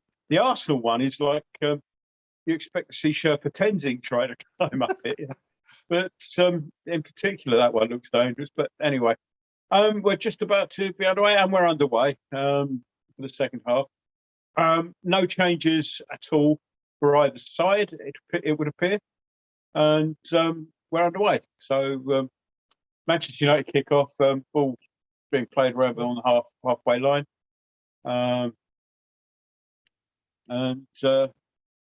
It's looking very similar to the first half at the moment. Man United passing it from side to side, trying to find an opening, not being found. And again, loose ball, and West Ham win it back, but they lose it. Now, that's where we need to be capitalising on winning the ball back rather than losing it straight away. Well done. Poor ball. Poor ball from Man United, but it's given back. But Masuaku, but Johnson and Diop mop up, and Johnson plays it away. We kind of saw the best and worst of 2 or 3 plays in the space of about 10 in the space seconds. of a second, yeah. Masuaku intercepted the ball, then promptly gave it away. Issa Diop did exactly the same about 3 seconds later. As it stands, Manchester United still have possession, cutting in from the right-hand side. The ball's played into the box, but Vladimir Soufal does exactly the same. Intercepts well, but concedes possession straight away. Manchester United build. Jesse Lingard on the ball, 25, 30 yards from goal, plays it short to Mata out wide on the left. The ball is going to be crossed in, delivered, but Craig Dawson with a strong header, and that's come off Martial, I'm sure. It has. You could tell by the reaction of everybody, and the sort of guilty way the Man United hands went up to try and claim it. That was our ball. Moss pointed to his goal kick. It would have been out for a corner, but it's goal kick, which is taken short. And Dawson now plays it long. Nobody's getting that. But again, we get the second ball, and let's see if we can do something here. Neat turn from Yarmolenko, but it's read by what's his name? It's red. And, one of them. One of their players. Yeah, one of their players. I didn't see who it was either, actually. Can't help you out on that one. Matic is 31. Yeah, I should learn these numbers beforehand. But anyway, nice throw into. Great throw from Soufal because Kroll was in space. Trouble, but his first touch puts him in trouble. And what a tackle! Great tackle from Diop. And the ball comes out. Again, they try and work a shot, and again, it's blocked on the edge of the area. That's great defensive work there. But Man United are still on the attack. Sancho finds Van der Beek in a little bit of space, but that's Dawson again. And Dawson finally gets it clear. Goes out for a throw-in, but what a great tackle, I think, from Diop there in the middle. Yeah, good stuff defensively. Perfect timing. Some two good challenges. Diop Yeah. looking good, but it's all a bit frenetic, isn't it, from Yeah. West Ham so far in this second You half? know- Only 3 minutes gone, but it's all a bit last ditch and throw yourself in. Not really necessary at the moment. Need to just Yeah. hold it tight for the next 5 minutes and make them panic a bit. Yeah. I mean, what we've seen there as well is that they're not holding on the ball that well. And a couple of times when we've had the ball, it's our first touch has let us down. Yeah. And I mean, there we go. There goes Bowen again. He's harrying and hassling, and he's forced to throw in there. That's brilliant from Bowen. You know, as I say, he might not touch the ball again this game, Bowen, but if he carries on like that, he'll have contributed to whatever we get out of it in no small term. Yeah. David Moyes just seemed whispering into the shell like of Andrei Yarmolenko. Any guesses what he might have been saying there? No. Now, Hang on, we've just seen West Ham break. Masuaku's away on the left, but I think he's been given offside. Offside. Again. That was promising because that was nice play again, Lanzini and Masuaku. Sorry, they're just showing our record up there. And, is that ours or David Moyes? That's West Ham's record. We haven't won up there since May 2007, which you and I attended. You'll remember I was plastered, literally.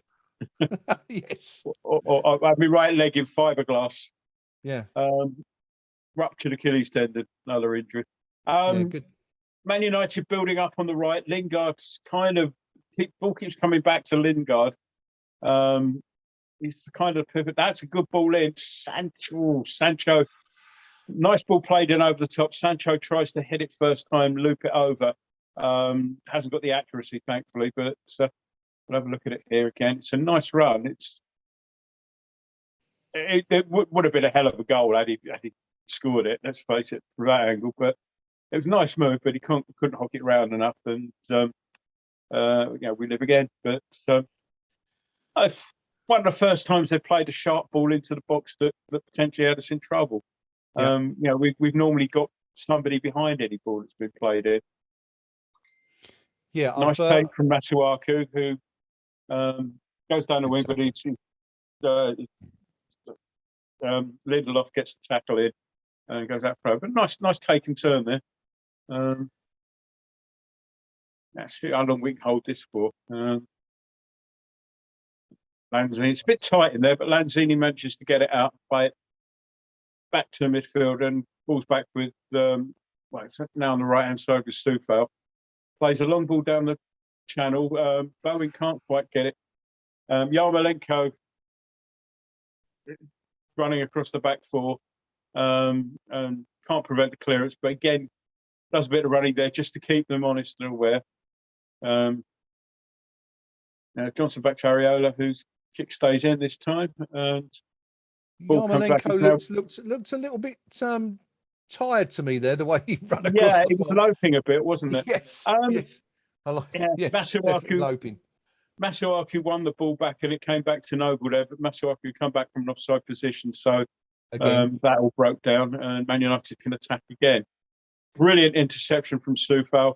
Can't keep it in, but the main job was to do that interception, and that could have been dangerous, but he's got in there, and we've got two balls on the pitch now. Now about down to one, and Prowl gets a header in, and again, a lot of good hard defensive work going in there. Yeah, I think this is the pattern for the game. And the harder we work, there's always that chance if we can hang on to the ball and break quickly, because Manchester United are committing a lot forward. Again, Dawson's on the end of that, and it's an avid kick, but it's locked to the touch and breaks up the attack, and that's what you want from him. Our friend of the show, Steve Law, says, "I've got to love the way Man U fans hate Noble. More to the point, they don't understand, and the irony of complaining about penalty decisions. Yeah, proper tossers. I tell you what, any Man United fan wants this. I'll give you £1 for every dodgy penalty decision we've had, if you give me £1 for every one you've had. and you'll be Yes. bankrupt in 3 seconds. Manchester United looking to build on the right-hand side, but it breaks Oh, down it's again. good Arthur defending. We've won Masuaku it back. in there this time, and Lanzini now looks to bring it out. And Moss has seen something. Play A on, little. Ref. What's he given there? A free kick? Or is It's that given a Bruno free kick. Fernandes warming up? Yeah. Looking to break out the big guns. Ole. Yeah. That was a little bit annoying because Lanzini was taking the ball away, had Yes. quite a bit of promising space to run into, Yep. and Moss elected not to play the advantage law, which it was annoying. Now, a long ball played towards Bowen, who's never going to get anywhere near that, but there was no. Bowen looks a little bit fed up, but there's no one following up behind for the headed clearance. And, having done that role myself, it is annoying when you run your socks off and then you find there's another 30 yards between you and your nearest teammate. So now, again, great work from Dawson and Krall. Krall puts the clearance in. Dawson blocks the attempted sharp, incisive ball into the box. You're having a good game, Dawson. Yeah, he's terrific. Been really, really strong so far. I think he's probably West Ham's best player. That's a free kick. Again, Soufal, again, he's having a good one as well. He's spotted the pass. He's gone for the interception. He's got clip going through. Made the interception, most importantly. Wasn't relying on the clip being spotted. And, as I say, great anticipation. There's a little flick at him. But he still makes the interception before the free kick's given. Good play. West Ham leading still 1-0. 10 minutes gone in the second half. Manchester United falling behind to that 9th minute goal from Manuel Lanzini and haven't really threatened West Ham all that much. But the Hammer's breaking down the left. Ben Johnson. Well, it's a great ball across looking for Yarmolenko. It's just a little bit short and the Ukrainian not able to get on the end of it. But good stuff from West Ham. Looking lively. Yeah, very, very good. Nice little counter. Yeah. Last season or so, when he's been involved, Johnson has looked good going forward on occasion. He's played a nice ball out to the right now to Soufal, who's out wide on the right, weighing up his options. Plays it into Krall.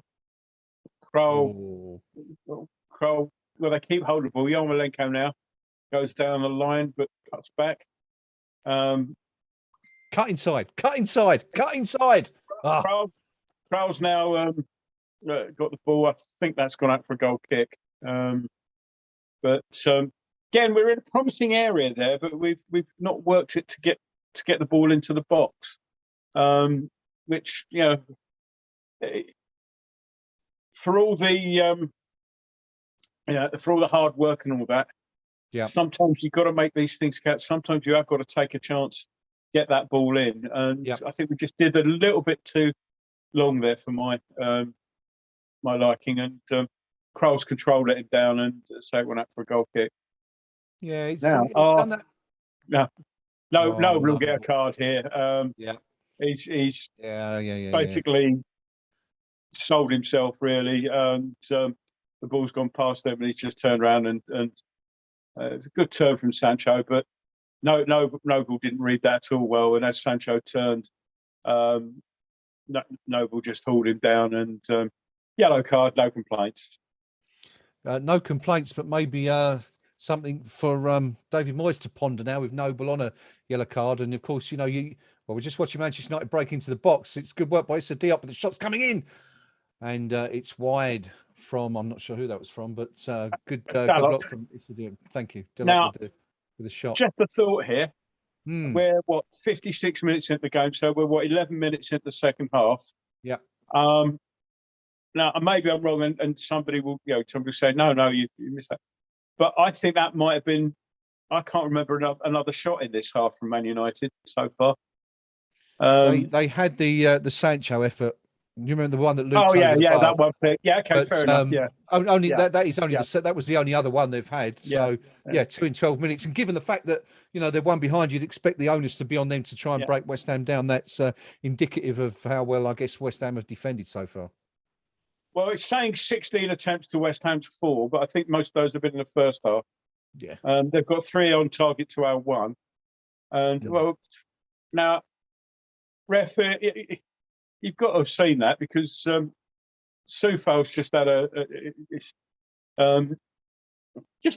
kick at him, not a wild, violent lunge, but Matic has just has just kicked Soufal, and I think you're going to show it again. Always need him in the referee. Right in the knackers.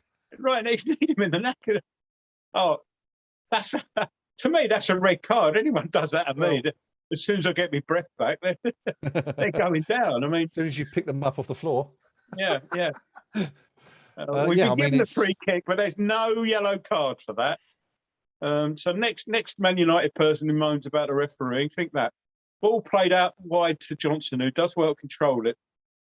He's taking on his man, but he's running into blind alley. But we keep hold of the ball. Noble plays across it, headed down, but didn't quite fall for Bowen. And Van der Beek is Bowen's keeping you in there, keep at him, but no, that's brilliant play from Bowen. Bowen's won it back, superb, son. Now he tried. Well played, Bowen. He tried to pull it back. We've won the corner, but that was just superb. Didn't have any options in the middle, did he? When he looked up, it's not particularly attractive to watch that sort of play, but that pure graft has won us a corner, and Diop's come up for it. Corner comes across, it's headed away. Soufal plays it towards the left, and Johnson plays a lovely ball down the line into the box. Noble's on it. He's trying to work some. Yeah. Noble's been penalised. That come Bailey's on, just going to go. Referee, come on! You've been suckered there. Noble's got his ball. There's back to Bailey. He's got his hand. You cheating he's bastard! Got his hand on his chest. You cheating bastard! Clutched his face, and that's the reason why nobody's going to have anything other than contempt for this club. As we win the ball back in midfield, good little spell this for West Ham. We're keeping hold of the ball, but that's just disgraceful. I mean, the clutching of the face is just, The difference between us and them is if we'd seen one of our players do that, we'd have turned around and said, that's not what we want to see. Whereas Man United supporters are all going, he's pushed him in the face. Look, there is the point, of course, of all that is that now these are all going to be stacking up. Bowen's running at goal. He's got three players around him, and he's got an option. He's got Lanzini, but he's now brought Yarmolenko in, who shoots.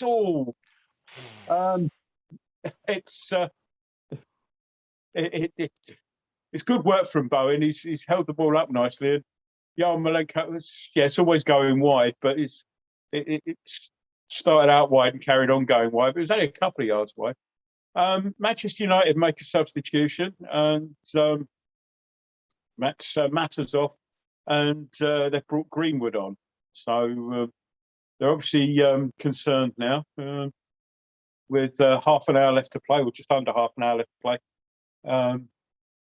And as I say, I believe there's no extra time if it finishes level or 90 minutes. We go straight to spot kicks. My understanding is so.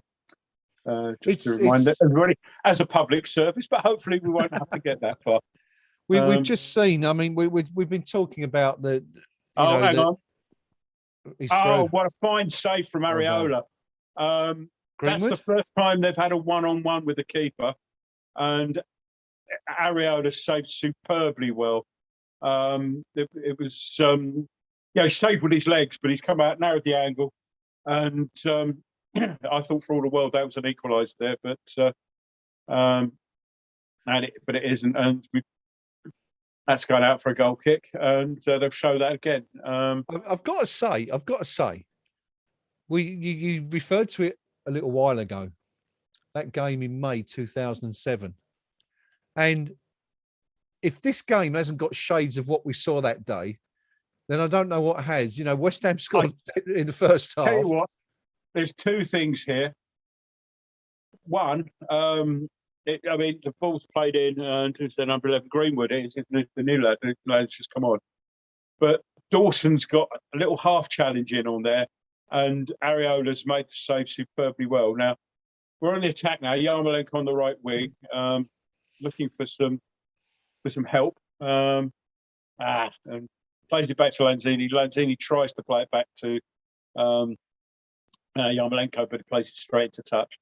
But yeah, Dawson did enough to, I would say, put Greenwood off the shot because he got the shot in, but he certainly made Greenwood hurry it a little bit more. Yeah. And Areola, as I say, fine save. Now we won the ball back. We're winning the ball back quite well here, and a bit scrappy, but we've now got it back, and it's going to go back to Areola from Dawson. But yeah, we're being very competitive in the middle there. You know, Man United aren't getting it all their own way. Definitely not. I was just saying, said that, we've given it away now on the right-hand side, and snapshot from the edge of the box from Lingard, but Areola's right behind it. But that's I mean, that was given away on our left-hand side, and so Lingard got a shot in, but as I say, it was right at Areola. Just had to stick a couple of hands up and catch it. as I was saying a few moments ago. Sorry, yeah. Definitely got shades of 2007. This one, isn't it? You know, West Ham scoring that early goal, and then the longer the game goes on, the pressure, the home side turning the screw. Who was it they brought on that day? Was it Ronaldo, Giggs, everyone? And didn't they? They brought on everyone. It was, and their Muppet supporters chanting "Send them down." I think this is a little bit different because I don't feel. I mean, okay, the pressure may build as it goes on. Bone will be picked up, hit him on the hand, it's handball. Man United try and play the ball through the lines and succeed only in finding, put it out for a goal kick. Interesting pass. I mean, that game in 2007, it was it was like the Alamo, wasn't it? At times, it was. Yeah.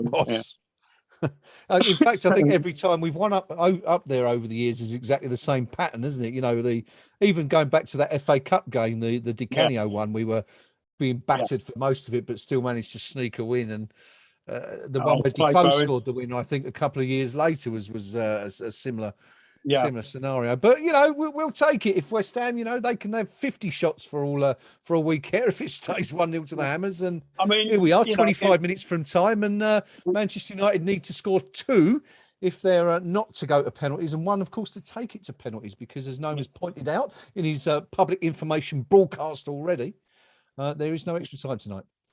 Game ends after 90 minutes, regardless of the score. I mean, let's say 2007, it was. I mean, I was in absolute agony anyway. I was in the disabled section because of my leg there, and it was 90 minutes of, you know, it was one of 90 minutes of hell that once the final whistle's gone, the relief and was so powerful. Of course, the other worry was, you know, it getting ever closer to kickoff, and I had your ticket, and you hadn't arrived. I seem to remember getting stuck in traffic on the way to, and then trying to find a car parking space. It was we parked in some bizarre space in the end, behind the hotel, as I recall. We had to sort of almost drive up an angle that we really shouldn't have gone up in a car. But anyway, we got there in the end. That was the main thing. Mark Noble's just put the ball out of play, presumably for someone to receive treatment. It's Manuel Lanzini who's gone down. He received a challenge. I mean, that's a red card. It's Matic again. It's Matic again. Matic is, now that's not the one where Dawson just had to plant his foot somewhere. That was just that was deliberate, over the top, straight in. Now we're going to make some changes here. There's I think they're waiting to see how. Before we do that, let's just point out now that in the 58th minute, Matic deliberately kicked Vladimir Sufal in the goalies, which was a clear yellow card, if not a red card. If not a red, and we've just seen 9 minutes later, a stamp on Lanzini, which is at least a yellow card, if not a red card, and yet he's still on the pitch and he's still not been cautioned. Now, it's not good enough. But And yet Mark Noble, of course, is a walking red card as things stand. Well, yeah. I mean, yeah, crazy. I wouldn't quibble. Lanzini's hobbling off anyway. I think that was a due substitution. And Fornals is on. Here we go. Masuaku is coming off and Vlasic is on. So, yeah, your big guns, you bring on Greenwood. Well, we got Fornals, mate. Interesting. That second one's interesting, isn't it? Masuaku presumably feeling the pace of the game a bit. You know, he's not started the game for several months, and for the first team anyway. And here we are, 68 minutes on the clock. And what do you make of that? You know, I mean, because we didn't really have too many options. If we hadn't have put on Vlasic, the only other players we've got Kurt Zuma. You're not going to bring him or Ogbonna on 2 centre halves. Ben Rama, the only other option. So I guess really that's all he could have done, David Moyes. Yeah, can't really argue with either of those subs.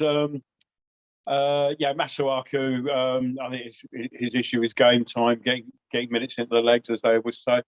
Yeah. Lanzini, interesting looking throw. Noble manages to keep it alive. It could have been dangerous there, but those subs, they look all right to me. Well, I mean, I guess what it does mean, though, is that we've got something on here. Yarmolenko running. Cut inside.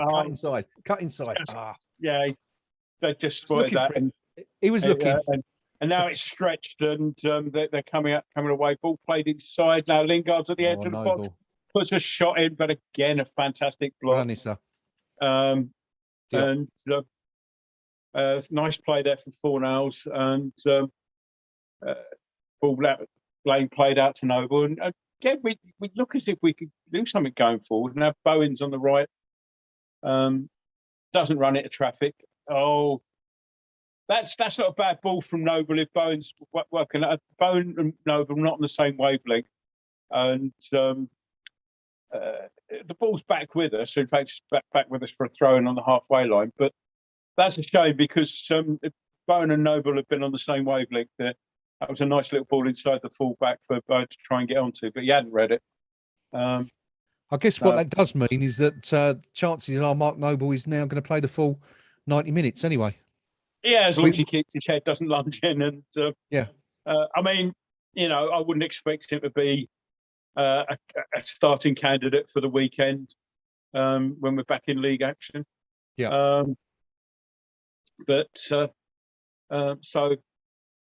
I mean, clearly the yellow card. And I think at this stage of the competition, if he does pick up a yellow, a second yellow, any ban is only for the League Cup, I think. Right. But again, somebody might come in on YouTube to tell us if we're wrong there. Now, Lingard going down the left, puts a long cross in. It's pulled back there, but Fornals blocks the cross, and it's out for a Manchester United corner. You know what? We've been sitting here watching these minutes tick by, and I've kind of only just realised that there's only 19 minutes left. Yeah, and we're still 1 up. We are getting quite. I mean, Manchester United beginning to put the pressure on now, of course, as you would expect. But you know, we're not that far away from what would be a stunning victory here at Old Trafford. Let's be honest. Given the corner's played across, Bailly gets on the end of it, but just heads it miles high and miles wide. That's still going up when it's going over. So another 2 substitutions coming for Manchester United now. Tellez is coming off, and that's 36 is Alanga, is that? And Lingard's come off, which I'm not too unhappy about. And I think that's Fernandes coming on, isn't it? Alanga and and Fernandes on for Lingard. So I'm not too upset about Lingard coming off. Of course, Fernandes is a decent prospect. I'm entirely delighted at seeing the Portuguese come on now. But anyway, here we go. 72 minutes gone. Manchester United 0, West Ham United 1. That 9th-minute goal from Manuel Lanzini. The difference between the two Uniteds at the moment. Hobo, yes, Oggy was injured in the FA Cup up here last year, and as Craven rightly says, it was Marshall who was responsible for that tackle, which a lot of people felt was a little bit naughty. But Yeah. Anyway, we've just seen Manchester United break on the right hand side. They're keeping possession. The balls, they come inside looking for a shot. Maybe again, the a ball put played in back now. to Can we go Fernandes here? and Bowen. Vlasic, not Bowen. Vlasic can break, and Bowen's peeling off. He's offside, so Vlasic has had to turn back and look for the support. The support comes from Soufal, who plays it inside. Now West Ham, Yarmolenko has the ball 30 yards from goal. Plays it out wide to Soufal. Soufal looks back. There's no options inside. Tries to play it down the line, but it's closed down by 2 and it's cut out. And West Ham have a throw in some 28 yards from Manchester United's goal on the right hand side. Yeah. I'd like to see us have a little bit more ambition in those situations. So, I mean, Bowen straight offside, which didn't do Vlasic any favours as he came forward. But now Yarmolenko's got the ball, manages to get it back to Soufal, plays it inside to Vlasic, who's wriggling inside the box. Go on, son. Just can't quite keep hold of the ball, and Krul sticks a foot out and it goes out for a Man United throw. We are defending very high at the moment. Also, we're certainly not sitting back. I mean, we just saw one a few moments ago, just to the right of Manchester United's penalty box. We had 3 players closing down the defender, Noble being one of them, and obviously Noble, playing that defensive role. But we just seen Manchester United break on the right hand side. Block. Good block by Diop again, but it's picked up again. I'm surprised that Greenwood didn't go down there, but to his credit, he stayed up. He's got the ball, looking to come inside the box. He does so, plays it low across. Krul sticks his ankle in the way and deflects it out. Manchester United keeping possession now. A bit of a sustained spell of pressure. They look to get into the box. It comes into the box, but it's too far for Greenwood. He can't make it. It's a goal kick to West Ham. Good defending. Again, we're not letting them get those dangerous crosses in. We're getting the blocks in. We're cutting them out in the middle. It's good stuff. I mean, it can be hard work to watch if you're a West Ham fan from time to time at this when you're doing this. But thinking about it, they had the various stats on shots and on target and possession and all that, which are all pretty much in favour of the home side, unsurprisingly. Now, Yarmolenko's done well. Bowen nearly got on the end of it, but not quite. But for all that, second half, Ariola's made one admittedly brilliant save that I can recall. Again, you'll remind me if there's more. The feet, the shot from Greenwood after 62 minutes, I think that was Dawson putting in another foot again, superb. And it's come off the Man United player, so we've got the throw. Dawson's having a stormer at the back today, and said that he has to play the ball back to Areola. I'm being careful, and Areola plays it out wide to Johnson, and we haven't kept hold of it. And Fornals nearly gets the foot in again. Lots of nearlies, and you just think if we can just make one of these little interceptions count. Look at Yarmolenko's work. Look at the work. It's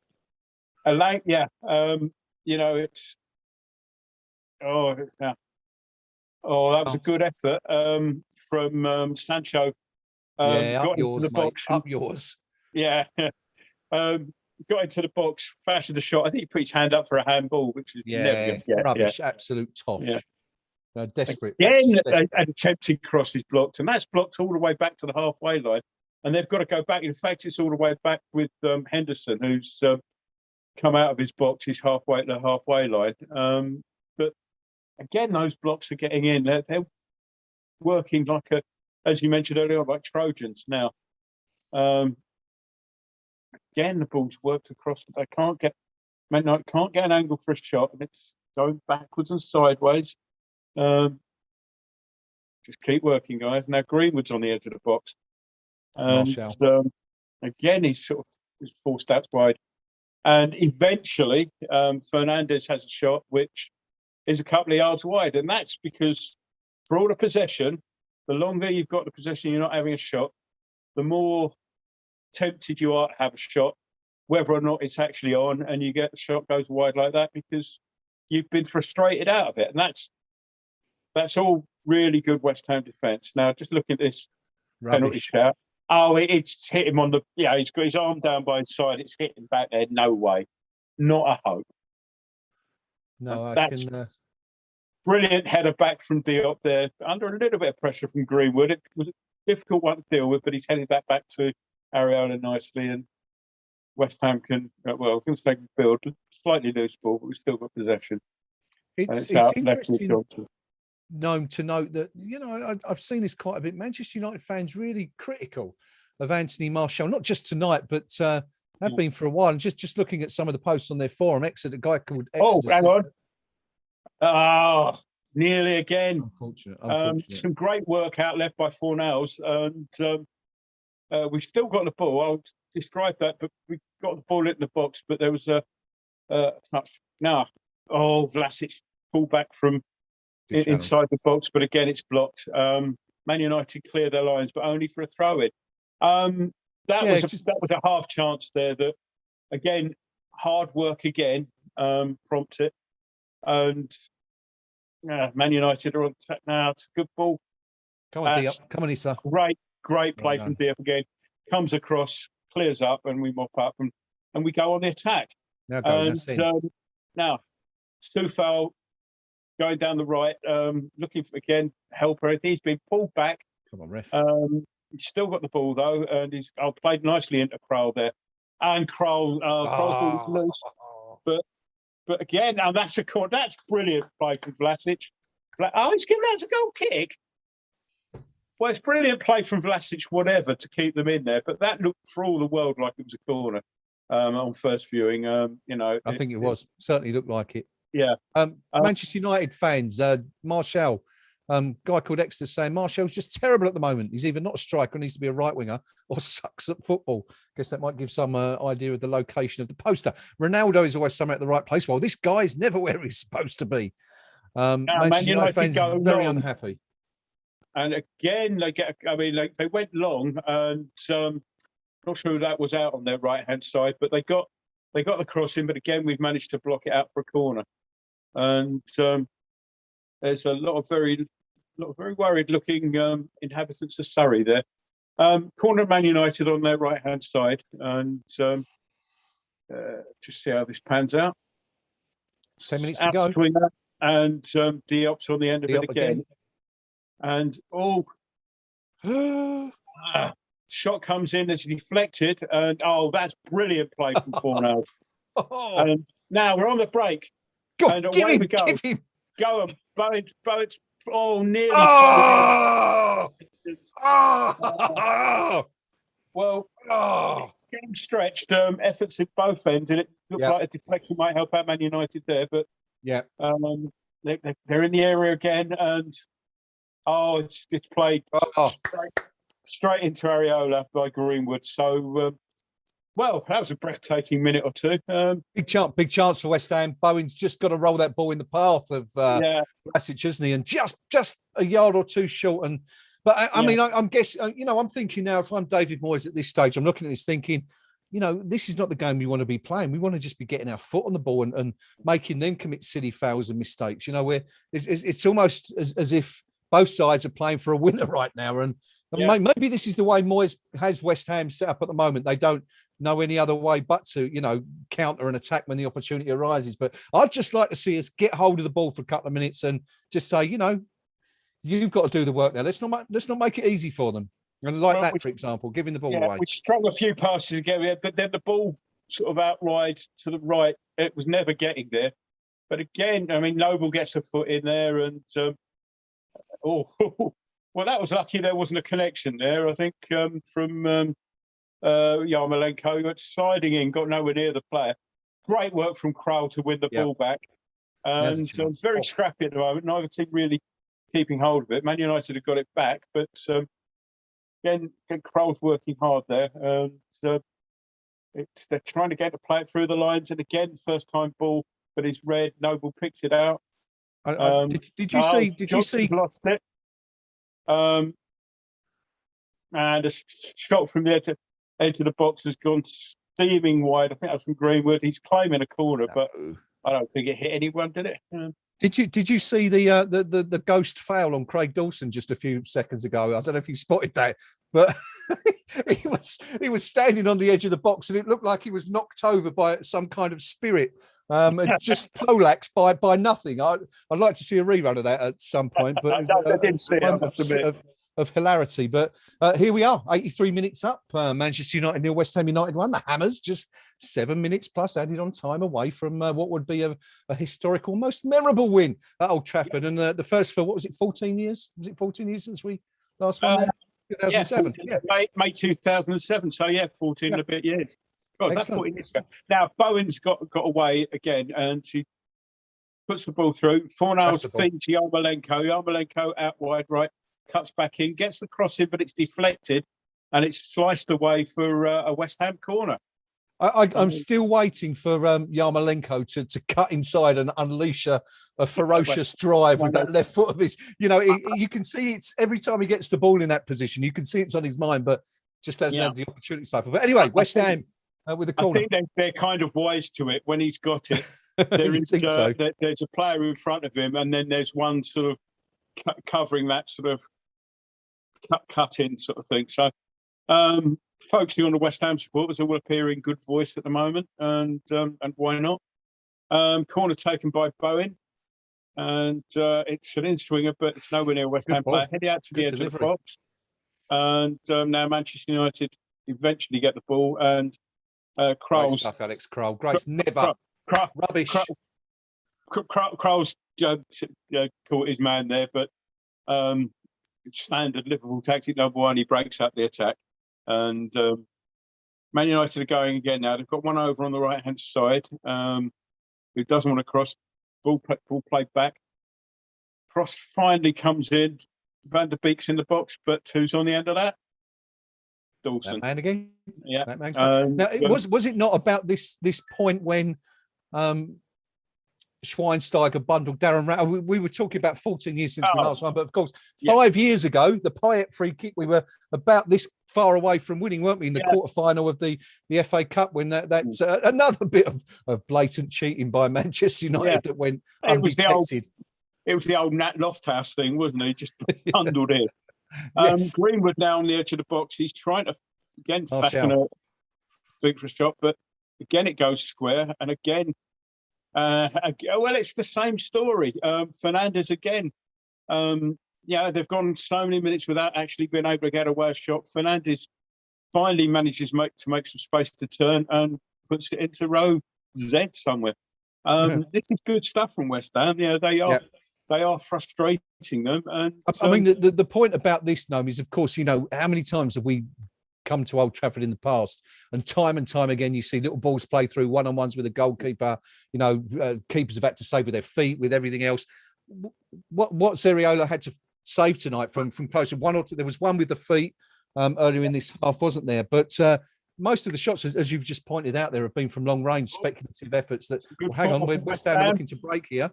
And Yarmolenko could be in it. Yarmolenko's gone round. Oh, and he's put this in the post. Oh, Andre. Now we've got the ball still. That's it. Cuts inside. No one on. And Manchester United are going to break. Oh, what a chance that was for Yarmolenko. That should have been two. Now Man United should have been break. Going down the right-hand side. Johnson backpedaling. They're playing it square now. They're overloading, and Kral puts the foot in. It goes out for a throw. That should be 2-0.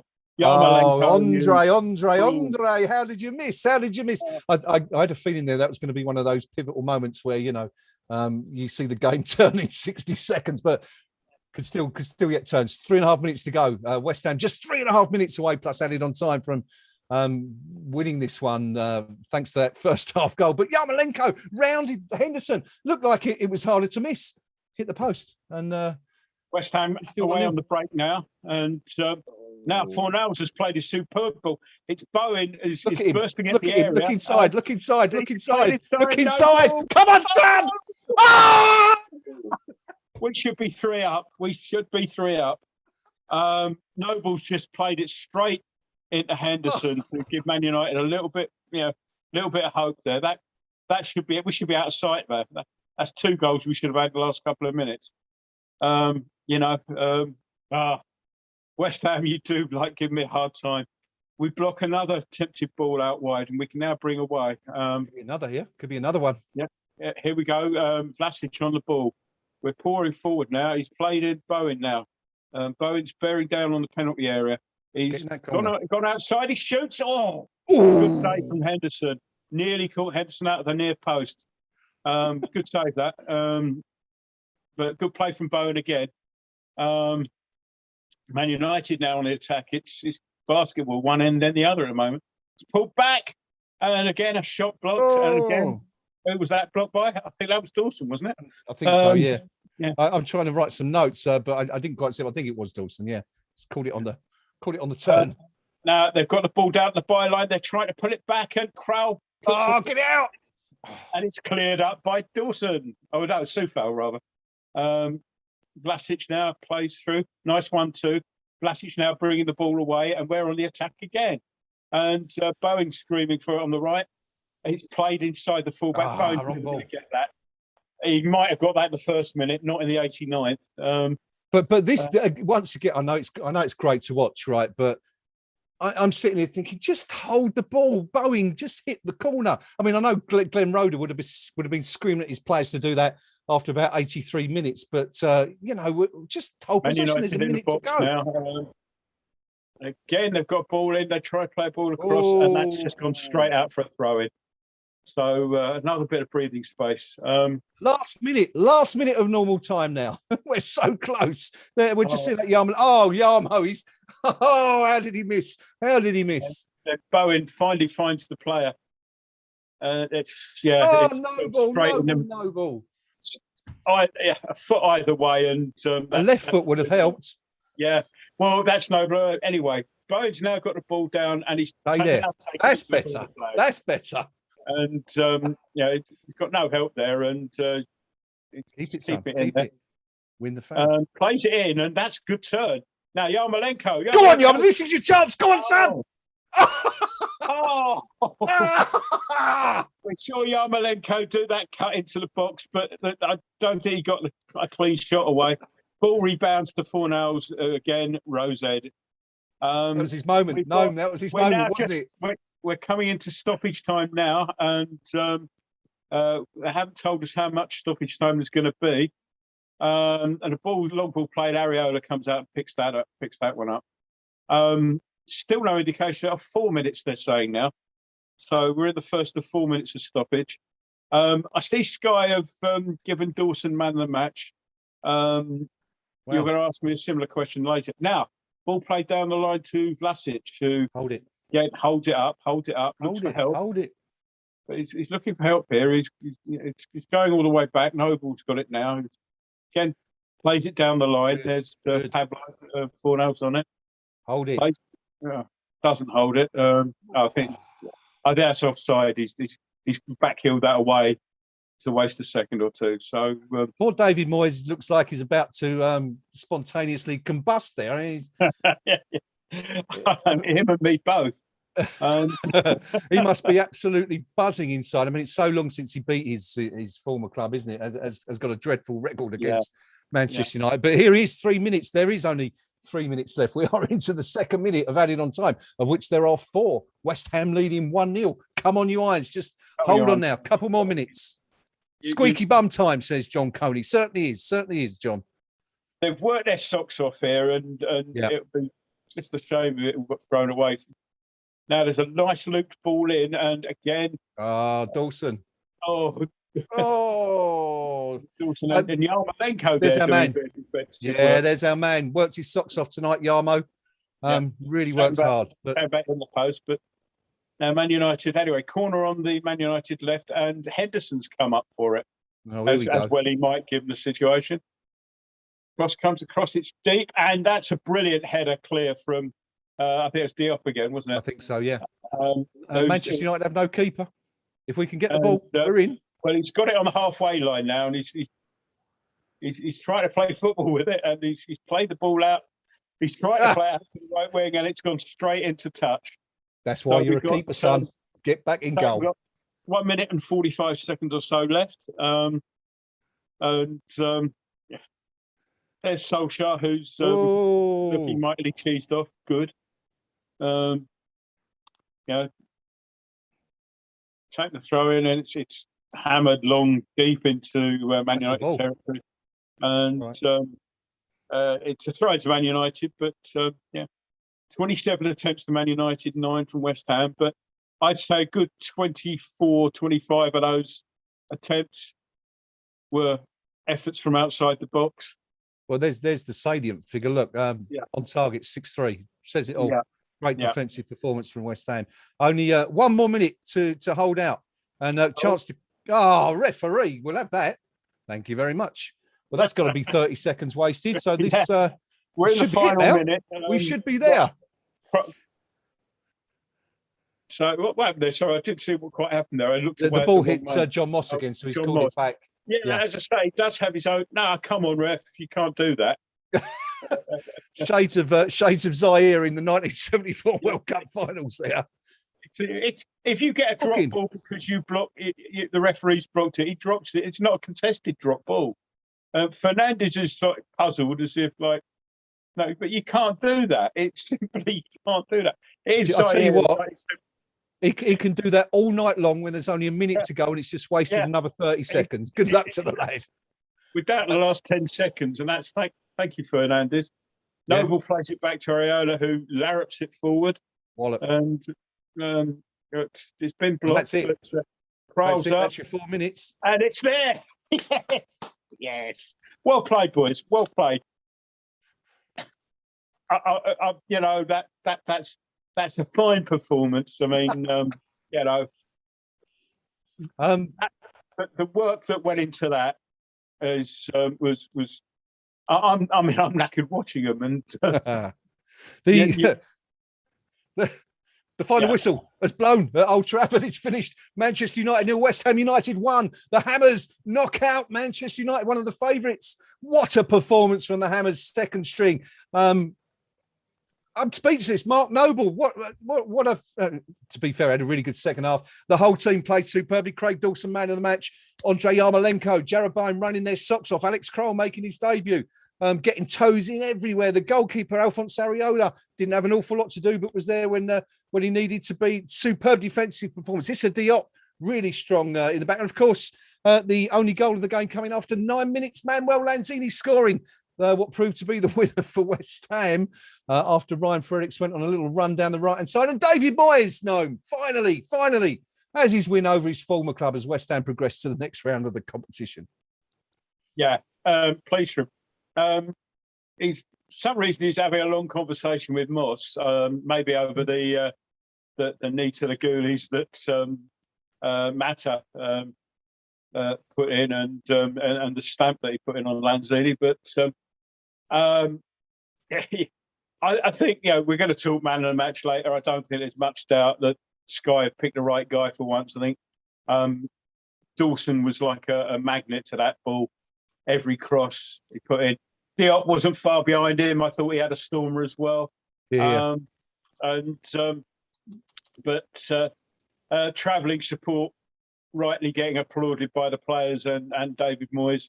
It's a long way to go on a Wednesday night, and it's pretty full, that away section, I have to say. Well, let's hope we'll get a member of that away section on the stream fairly soon.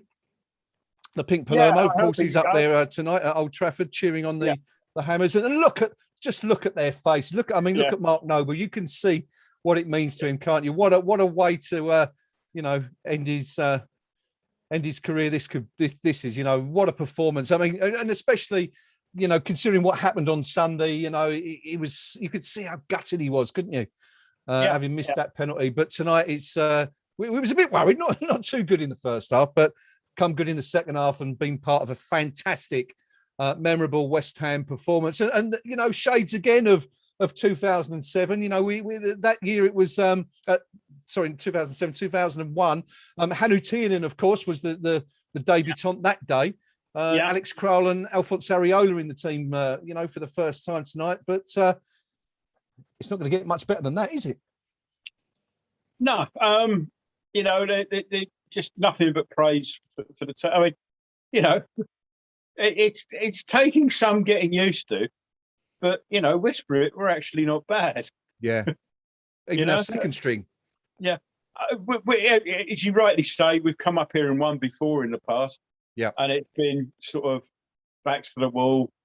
Lord knows how we've gotten away with it, but that's not been the case today. We've earned that win. That win has been totally and utterly earned. It wasn't a smash and grab job at all. Here. Just saying to them, Wolves Tottenham is 2-2. That's having their penalties there. Chelsea 1-1 against Villa. They're having penalties. Arsenal beat Wimbledon 3-0. Brighton beat Swansea 2-0. And I'm sure we're all gutted about this one. Millwall 0, Leicester 2. So, well, it would be nice to see Tottenham, Chelsea, and Manchester United all go out on the same night, wouldn't it? That would be unprecedented. yeah, wouldn't it be? But the draw for the fourth round is coming up here. So, yes. So we've not even mentioned that, have we? All night. Presumably not wanting to be presumptuous, but well, we'll find out who we've got soon enough. Anyone you fancy in the next round? No. To be honest, years of experience have told me not to tempt fate and say I'd like so and so in the next round until we're actually in it. So I've only just literally this minute thought, oh, we've got another round next. I've just sort of read in the victory sort of more than anything else. So yes. it just shows.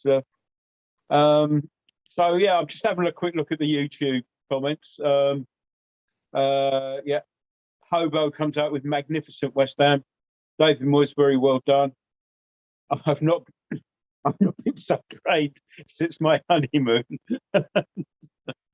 Those were the days. John Coney was dialing in from the States. Atlanta Ironworks are a happy crew. What else? Comments about Matic. They can't take action against him because he plays for Man United. Certainly seems that way, doesn't it? Yes. So, well, I mean, let's talk about that quickly because as we pointed out during the game, Matic really shouldn't have been on the pitch for the last 20 minutes or so. I mean, should have been down to 10. I mean, yeah, absolutely. I mean, the first one was what 58th minute when the quite clearly and without any reason need Mr. Soufal in the shortened curlies. Yeah. And then when was it? 67 minutes. So 9 minutes later, stamp on the ankle of Lanzini. Both clear, in my opinion. Anyway, yellow card offences, if not worse. Yeah, shouldn't have been on the pitch. Yeah, I mean, both were clear, deliberate attempts to injure an opponent, and I think you're being generous saying that they were both yellow. I think they're both reds. At least, yeah. It's quite simple if you do either of those out on the street. Yeah. And Her Majesty's Constabulary there, you're going to be arrested for ABH, if not GBH. So just disgusting. I mean, particularly since what is disgusting is the fact that both were spotted. Yeah, we got free kicks for both of them. So if you spot that, how can you not think that's worthy of some form of sanction?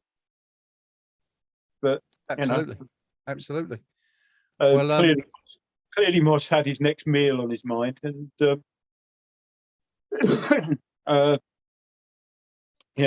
rather than the game. But let's talk man of the match. No, we saw Sky give it to Craig Dawson, and we were commenting throughout the match how well he was playing. But there were some really good performances all around. I mean, I was really impressed by Yarmolenko. Thought he missed that glorious chance to put the game to bed at the end, but worked supremely hard up and down that right flank. Jarrod Bowen exactly the same. Not too many shots or efforts, but did so well to close Manchester United down. Issa Diop, let's give credit where it's due. He's had his knockers. Fantastic performance, kept getting his foot in, sticking it in the way, low crosses, headers, everything. Same as as Dawson. Alex Kroll, was really busy, wasn't he, at the start? And you know, another one. You know, you go throughout the team. There's a lot of potential winners there tonight. Are you going to stick with Craig Dawson or maybe change for someone else? I'll stick with Craig Dawson, but Okay. he's won it by a hair's breadth for me from Diop. Yeah. And Diop's probably a hair's breadth ahead of pretty much everybody else. I wasn't over convinced by Areola at times. He did very well when on the rare occasion that he had to make safe shots, but there were a couple of little iffy moments. The failure to get that cross that meant he had to make a really good save a couple of seconds later.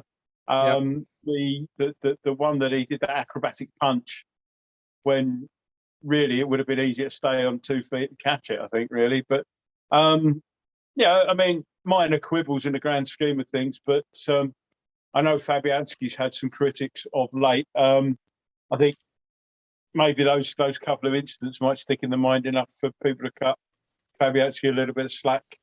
I suspect he will come in back into the team on Saturday, and but yeah, Dawson 1, Diop 2, pretty much everyone else 3 in the pecking order for man of the match. Yeah, I don't know. Dawson was fantastic. I'm going to give it to Diop because I thought, you know, he did an equally good job there at the back tonight. I mean, as I say, I thought Yarmolenko worked really hard. Kroll, good debut. Sufol come in and did well.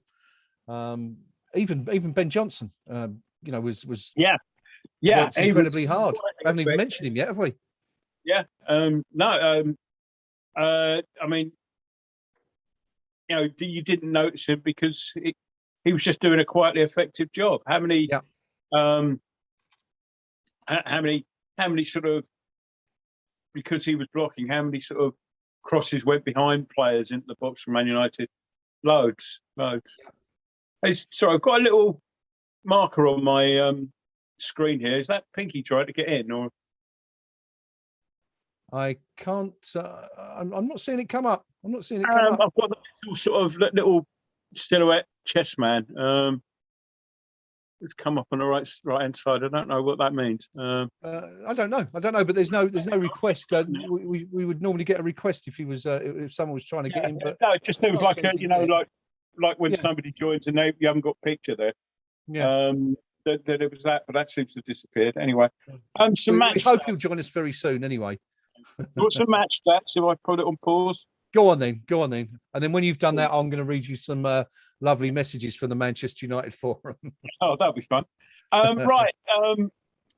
Attempts: Manchester United 27, West Ham 9.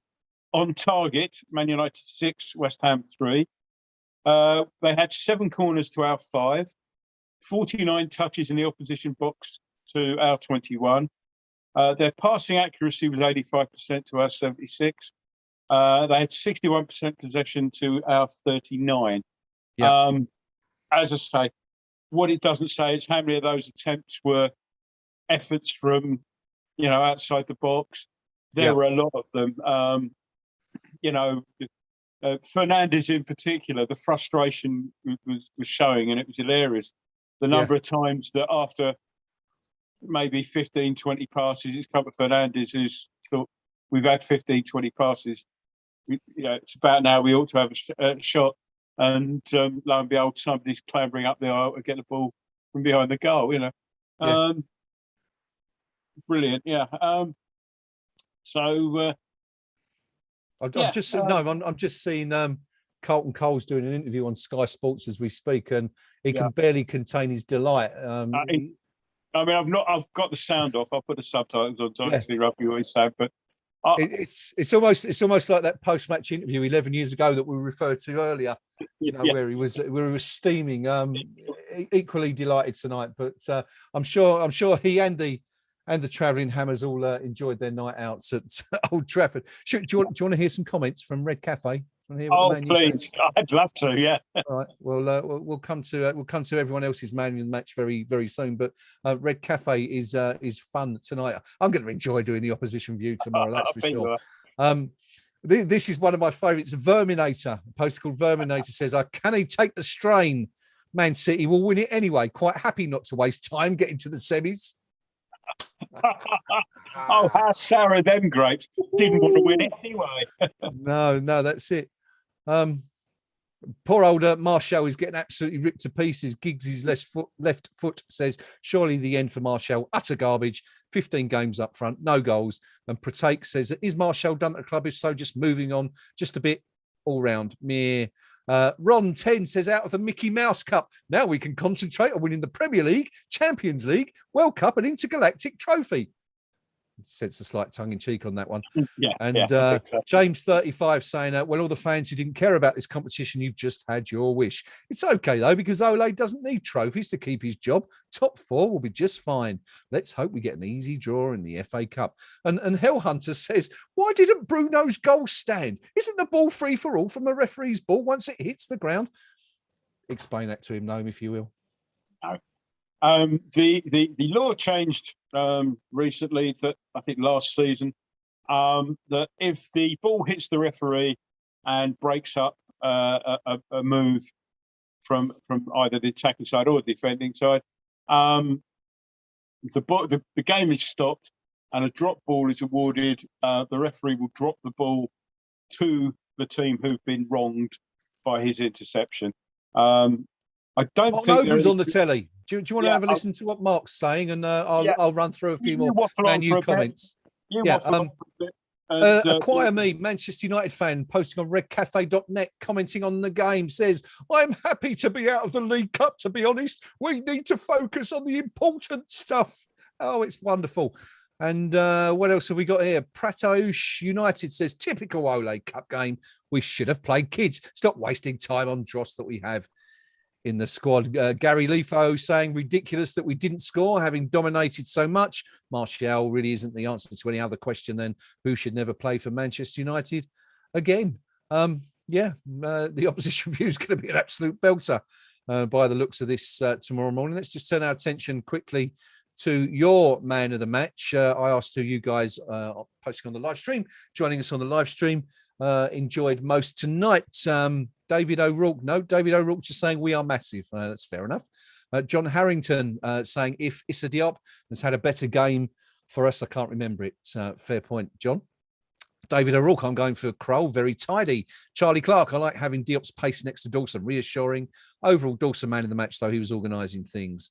Moby Dick man of the match, Diop getting a lot of choices, isn't he? Diop. Steve Page, friend of the show. Also saying Diop man of the match for me, mainly because I missed most of it and he looked solid at the end from what I saw. Steve, I can assure you, is equally proficient throughout the game for the rest of it. Hobo Changba saying, yet again, superb all-round performances, which makes man of the match tricky, but Craig Dawson, for me, left out on Sunday and back with that performance, fantastic. Rob Young, Diop man of the match, relentless. Rob Young, no, meant Dawson. Oops. Fair enough. Elaine Nelson asking, is Colton overchuffed? I think it's fair to say he is, even though the head isn't steaming tonight. Hobo Changba saying, Red Cafe, more like Sad Cafe. Yes, unfortunately, Hobo, I do remember them. Yes, Steve. Yeah, we remember that one. What time is the fourth round draw? Asks Moby Dick. Moby, I have no idea, but I would imagine it will follow as soon as these interviews have done. I would guess. Just trying to see what's happening in some of those other ties. Noam's just listening to Mark Noble, who's been interviewed by the guys in the TV studio for Sky. Just looking at the latest scores now. Penalties. So the games between Wolves and Tottenham have gone to penalties. Now, does that mean Tottenham won that? Yeah, it looks like Tottenham have beaten Wolves 3-2 on penalties, which is slightly disappointing, but there you go. The Chelsea Villa tie is currently 4-3 to Chelsea on penalties. That one's still carrying on. So far through, Brighton beating Swansea 2-0, Millwall knocked out by Leicester, unfortunately. Tottenham beating Wolves on penalties. Arsenal comfortably through, beating AFC Wimbledon 3-0. team called Manchester United got knocked out by West Ham United 1-0. Chelsea Villa still in play. Mark Noble was still in conversation on Sky, obviously enjoying that particular interview. But what a night it's been for the Hammers. What a fantastic night it's been. Mark Noble, is he picking up? What's he got there? I'm not sure what he's picked up. I don't know if that's a man of the match award, but hopefully Noble will tell us all about it. No, what was that at the end there that Nobles picked up? They gave him that rather sort of garish trophy to take into the dressing room for Craig Dawson. Okay. Can you give that Craig Dawson? Yeah, it was a fun interview. Some comments that leap out there. They asked him about that chance he had at the end, towards the end, and he didn't put it away. And he said he thinks it's the furthest forward he's been on a football pitch in 10 years. and he said, yeah, either it was a good save or a poor shot. Maybe I should have left it run on my left. Well, we all know that Noble rarely touches the ball with his left foot unless he really has to. But he said that he was full of praise for the supporters, and he said, they had a lot of the ball, but we worked really, really hard, and we've earned that win. And they asked him about sort of picking himself up after the penalty, and he brushed it off. He said, these things happen in football. He said, I was gutted I was sick as a dog or sick as a pig, I think he said, on Sunday night. But you got to pick. He said, I went at training Monday. I thought I'm playing Wednesday, so that was it. I put it out of my head. They're talking about the penalty claim, Yes. and I think because I had the volume down, and obviously there's a crowd in there now, so you don't kind of hear these things. But he said, I had a go at Jesse. He said he sort of made sure he sort of went down on the floor and then screamed. And I told him off for screaming. He said he never used to do that sort of thing at our place, but he obviously does it up here. So, which says a lot. I think we're ready for the draw. Oh, are we? Yeah, it's Mika Richard and some bloke with a saggy face called Redknapp. Well, I can tell you that unfortunately both Tottenham and Chelsea are going to be in that draw because they both won on penalties, unfortunately. But there you go. At least one of the Manchester teams are out. Can't have everything, can you? No, of course. So while we're just waiting for that draw, what side have you got it on there, Noam? On Sky Sports. It's one of the Sky channels. I'll tell you which particular one. I've got it on Sky Sports Ultra HD, of course, because I like to watch these things in Ultra HD. I'm on a dodgy stream. So, we won. Final whistle's gone. I can't see the draw, so I think you're going to have to take us through that. Yeah, okay. Well, at the moment, unless it's on Sky Sports News. We've got an advert for various turf accountants and bookmakers and things like that. All right. So we're just waiting now. Okay. Well, while we're waiting, I can give you a couple of messages. Now. All right. Yeah. Go on. Carry on. Yeah. Go on. Okay. Couple of messages that have come in from West Ham players, past and present. Ian Bishop, of course, remember him, says great result, especially there and after the weekend. He's off to see Squeeze Official at the Hard Rock Cafe now. Nice one, Bish. Anton Ferdinand says Ben Johnson was immense tonight and playing on his weaker side too. Looks ready to step in when needed, which is great for us as a club. The squad is looking strong. And a young man called Declan Rice says, what a win, what a performance from the boys. Into the next round we go. Grace Note Live confirming that West Ham end to win this run of 17 competitive matches against Manchester United at Old Trafford. Their previous win here was a 1-0 Premier League win on the 13th of May, 2007, which of course we spoke about at length during the game. Noam, are we ready to go yet? No, there's yet another. I can give you more. Casino. I can give you more. Yeah, keep going.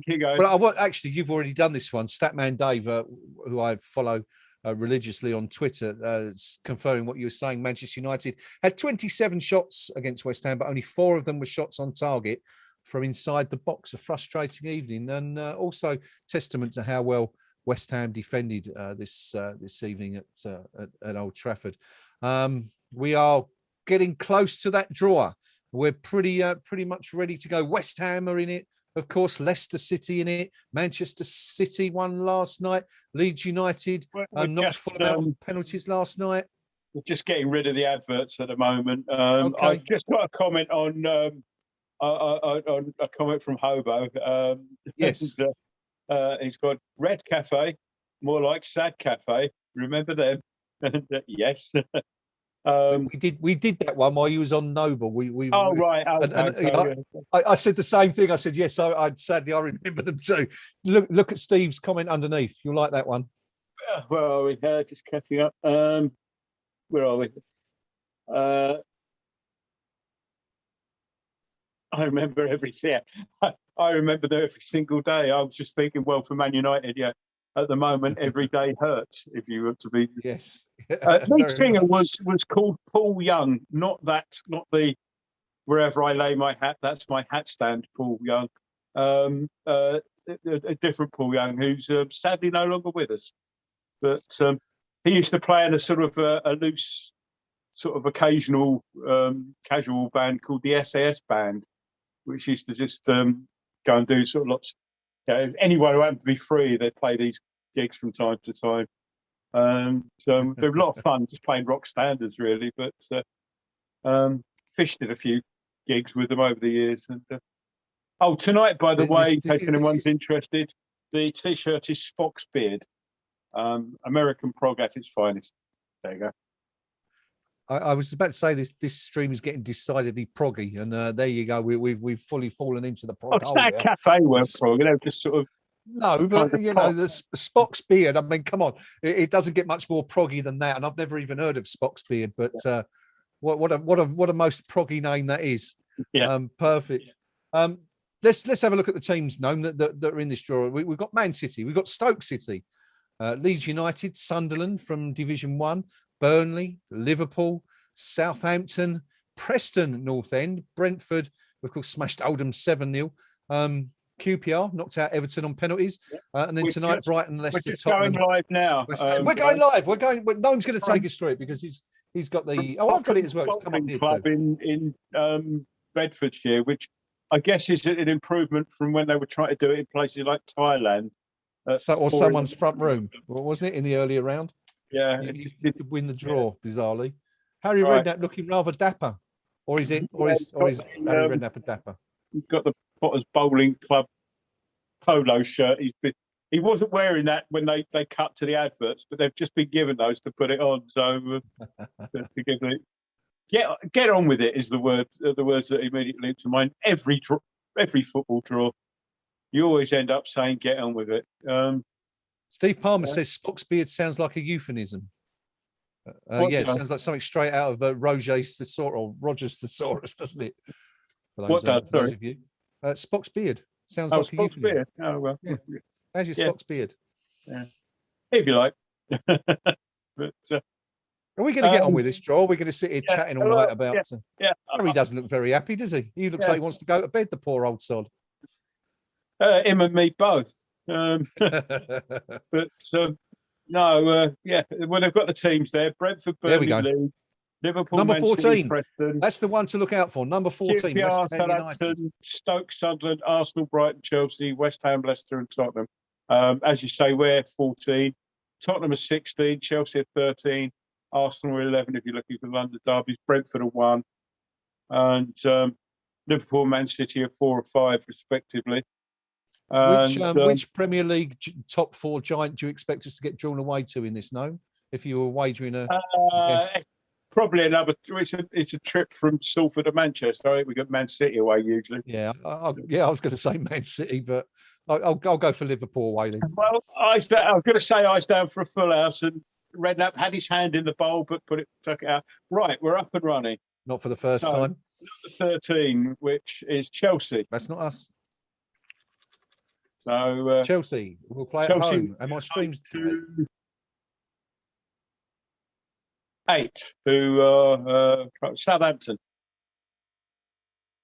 There you So go. Chelsea versus Southampton. Southampton got the wrong end of the stick. 11, which I can't remember. That's Arsenal, I think. Yep, Arsenal at home. Here we go. We normally get Arsenal in the Carabao Cup, don't we, at some point? So this wouldn't be a surprise to see West Ham But drawn out here. it won't be this What have time. we It's got? Leeds. Not us. Arsenal at home to Leeds. Ooh, as they say. Ooh. Ooh. Chelsea, Southampton, Arsenal, Leeds. Harry got his hand in the till again. Sorry, hand in the pot again. Number 9, who was Stoke, who put out We'll take this Watford one. last night. We'll take this. Stoke Who at we home got, to Micah? Brentford. Oh. So all the big guns still in there. West Ham, Liverpool, Right. Tottenham. Not really a big gun, are they? Manchester City. That is 14, us. we've got a home draw. Here we go. We're at home. We're at home. We're at home at last. Who are we going to get? It will Sunderland be would be nice. We would like to see Sunderland, maybe. number 5 is Man City. What did we say? What did we say? We said Man City, although we did stay away, but We did. We did. that'll be a good night. Man City won't be looking forward to that. We gave them 2 good games last season anyway. Bloody Man City. Honestly, you 15 are Leicester. Leicester will be at home to someone rubbish, no doubt. Brighton. Leicester at home to Brighton. The big news: West Ham have drawn Man City in the next round of the Carabao Cup. Wonder when the last time both Manchester clubs out. Man City haven't lost in the League Cup since 2016, have they? So as a run's got to come to an end sometime. Yeah. Burnley are at home to Spurs. Oh, interesting. Interesting. Could be a tough one. What have we got? Two ties left. 4 teams left to go. We've got Sunderland still in there. We've got QPR in there. Yeah. QPR, Sunderland, Liverpool aren't out yet, are they? Liverpool aren't out. Who's the last one? We had Chelsea, haven't we? Yeah. I'm trying to look through. Liverpool, Burnley have gone. Leeds have gone. QPR at home to Sunderland. So Liverpool will be one of the last teams out. I don't know who we've got left. Who are Liverpool going to get drawn at home against? They'll always be at home. Preston are at home too. Good Lord. Yeah, so not far for them to go, and that'll be Liverpool. Wow. Well, there you go. That's the 8 ties for the next round of the Carabao Cup. Just run through them quickly. Chelsea at home to Southampton, Arsenal versus Leeds United, Stoke City and Brentford, Leicester City versus Brighton and Hove Albion, Burnley versus Tottenham, QPR versus Sunderland, Preston North End versus Liverpool, and the mighty Hammers, West Ham United, drawing Manchester City. Of course, we were going to draw Manchester City. We both said it, didn't we, before? We're at home, though. We didn't think it was going to be at the London Olympic Stadium, but there you go. What do you make of that one? Have we got any chance whatsoever? As you said, 5 years unbeaten in this competition. I think we've got every chance because, as I say, look at last season. We gave them 2 good games in the league. Yep. We're playing well this season. I think we've beaten. Manchester City aren't quite sort of firing on all cylinders at the moment. We saw Southampton get a point and could have got all 3 up there recently. Yeah. We're at home midweek. Mm-hmm. It's never quite the same as the bowling, but the crowd are a different prospect under lights. Indeed. And I feel that's doable. Right. I wish I could share your comment. Mind you, let's be honest. You were saying tonight you fancied us. 2-1, wasn't it? I think you went for on tonight's game. So I said that tonight, and I was right. You called it. You called it. Have faith. Well, yeah.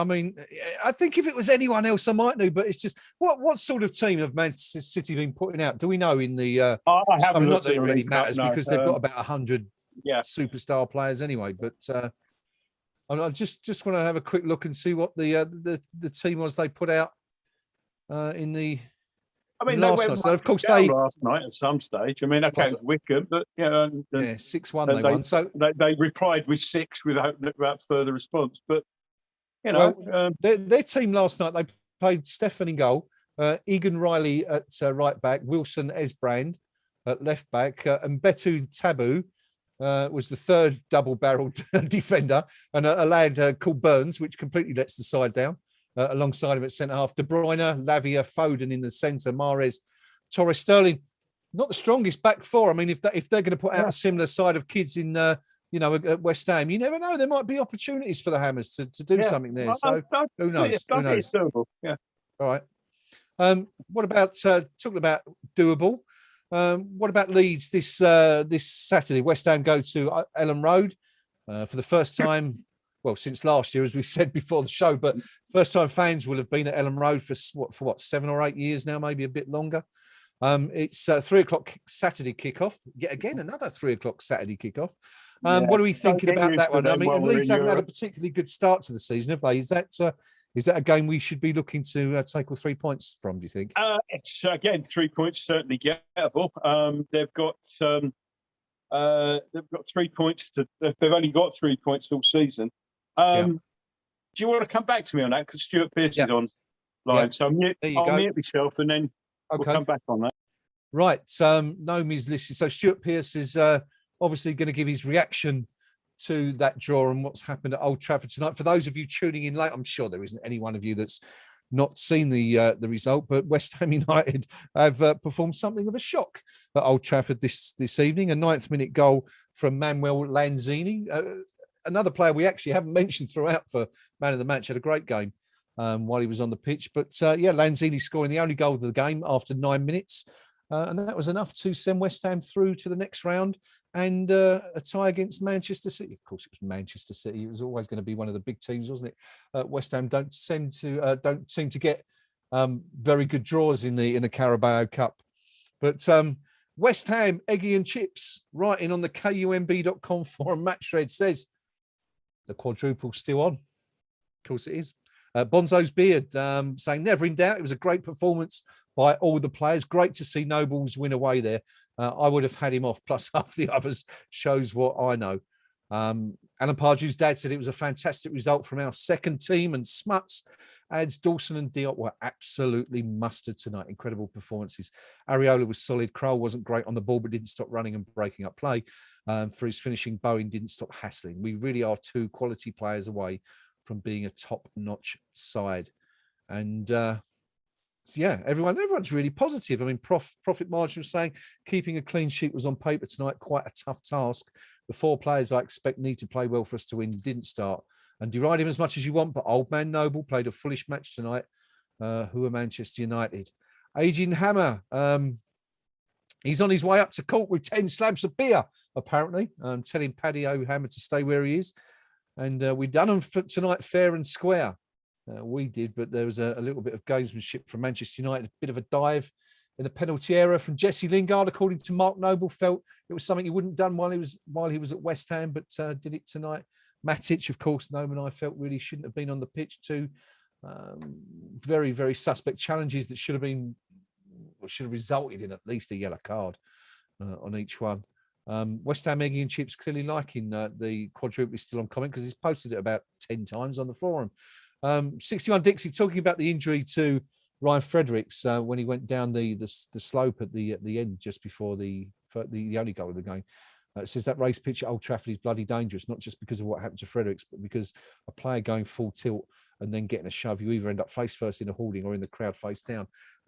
Valid point, perhaps something that the Premier League needs to look at. No, Stuart Pearce has just been giving his verdict on the game and the presumably the next round draw. What did he have to say? He didn't say much about the next round draw. I'm not totally sure whether or not that might have been recorded a few minutes ago, the interview, but he was full of praise for the team and how they the hard work they put in. And his phrase was, to a man, they were magnificent. And he said, when we were dominant in those first 15 minutes, we had other chances we should have scored, and we probably should have scored at the end. But he said that when we came away on Sunday, we were disappointed not to get stuff out of the game, and that's because we got this winning mentality. And do you want to hear what Ole's got to say? I'll just go on to Solskjaer now if you want to start waffling again for a minute. Yeah. Yes, no doubt there'll be a few salty comments coming from Solskjaer, but anyway, Rob Young says, I wanted Spurs in the Cup. Had a couple of good results over them, Rob, haven't we, in the Carabao Cup in recent years? And Steve Pace says, well, if you want to win, you've got to beat the best. Bring it on. Good stuff. Thank you to everyone joining us on the stream tonight. We are going to end it very, very soon. Noam's just listening to Solskjaer to hear what he had to say about the game.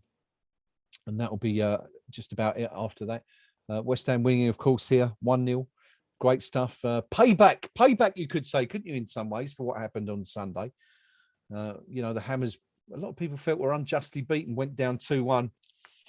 Had the opportunity to draw at the end with that penalty, but Mark Noble, missed the chance to do that and came back tonight and, left the pitch a very happy man this evening.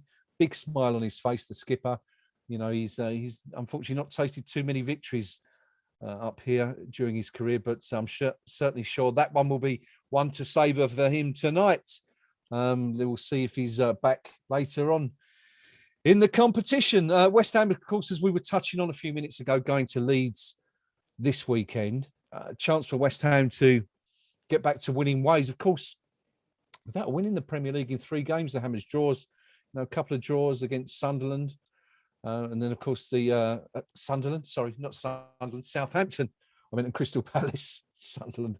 Got that in the brain from the draw earlier. And then, of course, defeat against Manchester United on Sunday. So no winning 3 for the Hammers in the Premier League. But, of course, the wins against Leicester and Newcastle got us off to a decent start. But a real opportunity, you'd think, for West Ham to get back to winning ways at Ellen Road this weekend. No one was just saying before we cut out there that Leeds have only got 3 points this season. Really, really looking, nowhere near as good as they were last year. So good opportunity for the Hammers. What do you think? Do you think we'll win that one? Let us know in the comments if you're still watching on the live stream. If you think West Ham are going to be able to take all 3 points up there this weekend. But to wrap us up, Noam, what did Ole have to say? Was he bitter at all, or did he sort of accept that his team just didn't deserve the win tonight? To be fair to him, he was kind of just he was rather phlegmatic about it. He didn't really sort of show any bitterness. He said it should have been a penalty when asked about it. Of course, he would, but you got the impression that he's not exactly going to be crying too much tonight over not being in the next round of the League Cup. Yeah. He said we had a lot of pressure, but we couldn't make it tell. We looked a bit better when I brought Greenwood on. He had a good chance, but at the end, he said, realistically, they could have had another couple at the end. So that's just the way the game goes sometimes. So no regrets about making changes. It's a long season. We've got 4 competitions to play through. So. They weren't, the changes he made, they were all people who had decent amounts of first team experience. Yep. So, it's not like he put the kids out before. Nobody's putting an asterisk against our name on that win, But yeah, I mean, no, it was, as I say, we're out of the cup. He said it's not great, but, it is what it is. Mm-hmm. So, all right, good stuff. Well, I think we'll leave it there for tonight. What a fantastic night it's been. Final word, Noam, on what you've seen tonight. Absolutely delighted. Splendid performance. Magnificent, a word been bandied around, and that's not hyperbole. That really is. It really was a magnificent performance. Could be more proud of them at the moment. Long may this continue. As I say, whisper it, but we're actually not bad. And of course, West Ham still fighting in 4 fronts. Yeah. this season. The Premier League, the Only Carabao three, Cup, Man the FA United. Cup, and the Europa League. Yeah, and of course, a big shout out to Essex for getting that Division 2 trophy, such as it is, by finishing Northampton off in a day and a half. Yes. So well played, lads. Yeah, And, yeah. It's been if you're a West Ham and an Essex fan, it's not been a bad day, is it? All in all, really, I suppose, all things considered. But it's a stat for you. Apparently, 170 is the lowest ever first-class total that's been enough to win a game by an innings. Wow, There you go. well, that is some going, isn't it? Yeah. But there you go. West Ham winning, Essex winning. What a great day it's been if you're from that part of the world. But fantastic night for West Ham. Thank you to everyone. Thank you for Thanks, joining guys. us on the live stream. We've really appreciated your company. It's been a really good night tonight, hasn't it? No, I've really enjoyed that, and it's we don't always say that, but we seem to be saying it more and more lately, don't we? With this West Ham team, where, as you say, we're actually a pretty decent side right now, aren't we? It's just fun to watch and thoroughly enjoyable. You're not here on Saturday. I won't You're be elsewhere. around on Saturday, unfortunately. Okay. Other commitments, but No problem. I might sneak a quick look at the whoever's around, just to keep up to date with things. All right. And have a good day on Saturday. And All right, buddy. where are we with the fixture list? Is it the following week? We've got Rapid Vienna. Yeah, we've got it's Thursday. It's the following Thursday, isn't it? I think. Let me just have a quick look. I'll Leeds ring Saturday. Kirsty up then and realise to let him know he's got two previews a week to write. He will be pleased. He'll be delighted. Yeah. Keeps the punters coming in anyway. Everyone likes a bit of Percy. Inexplicably. Available in 2 versions, of course, at the moment, written and video. Make sure you catch both because they're both excellent and take bloody ages to do. But no, from both perspectives. Yeah, it's been a fantastic night. I've got to edit it. It's all right Yes, for you. I've well, got to that's edit true. it. That's true. It's been a brilliant night at Old Trafford tonight. Yeah. It's finished Manchester United 0, West Ham United 1. We've had a ball here tonight. I hope you all have. And it's Manchester City in the next round of the Carabao Cup. West Ham march on, fighting in forefront still. What a great night it's been. We'll see you all again on Saturday when we go to Ellen Road, West Ham United versus Leeds. Until then, keep smiling, Hammers. It's going to be a great season. Come on, you Irons. Night all.